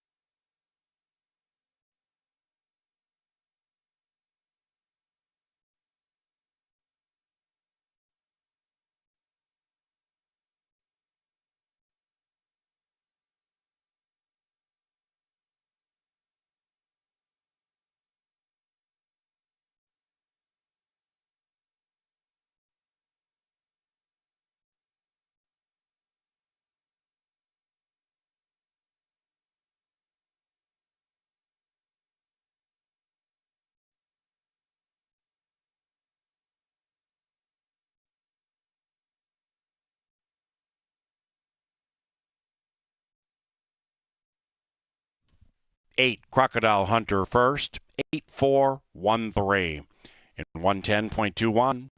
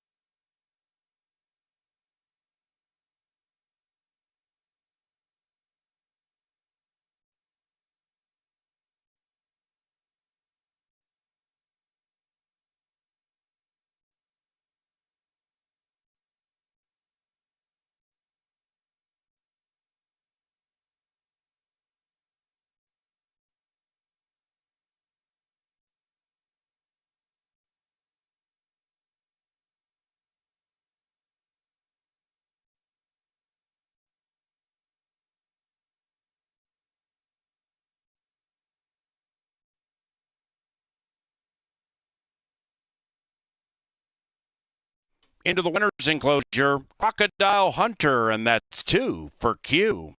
Couple of victories for Alonzo Quinones and trainer Tim Padilla. The winning owners, Pete Matson and Tim Padilla. Crocodile Hunter is a 5-year-old bay son of Palace. From the stormy Atlantic mare, Garden Gloves. And the winner was bred in Minnesota by the victorious owners, Pete Matson and Tim Padilla. Ladies and gentlemen, thank you very much for joining us for Saturday racing at Canterbury Park. On behalf of our management team, those in the Dark Star press box, and our television department, hopefully you had a good time and made some money. We look forward to seeing you next time. If you're leaving the racetrack, please drive carefully.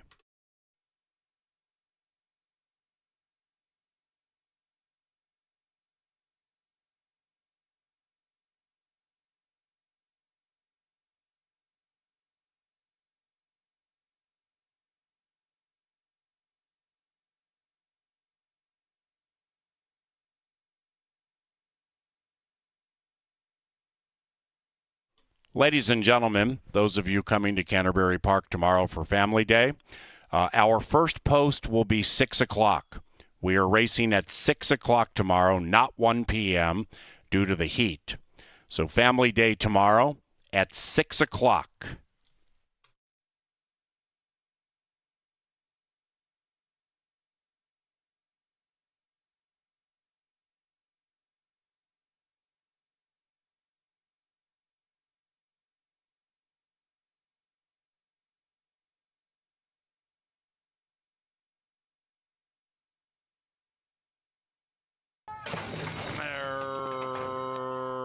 Racing. Number 1, Haunted Haze, broken a tangle, stumbled shortly after the start. No problems out of the gate for the speedy Central Park off the layoff. Central Park at 6-1 takes the lead by a neck. Pressured by Crocodile Hunter right alongside. 2.5, 3 lengths back to Haunted Haze on the move after the bad start and to the inside of Brandon. Then we come to Ultimate making a move on the outside, 7 lengths from the lead. Further evidence, second last, and Big Hammer is at the rear. Big Hammer, 9 lengths rearmost. Middle of the turn and approaching the top of the stretch. Central Park, the veteran, continues to show the way. Crocodile Hunter applies pressure. Haunted Haze in third, about 4 out of it after the bad start. Then we come to Brandon, who's languishing. Behind them, Ultimate. Up goes Crocodile Hunter. Central Park trying to fight back. Haunted Haze running a brave one after the bad start. It is Crocodile Hunter at 8-5. Crocodile Hunter has won 2 in a row. 8-4, and a photo for the show that goes to Haunted Haze.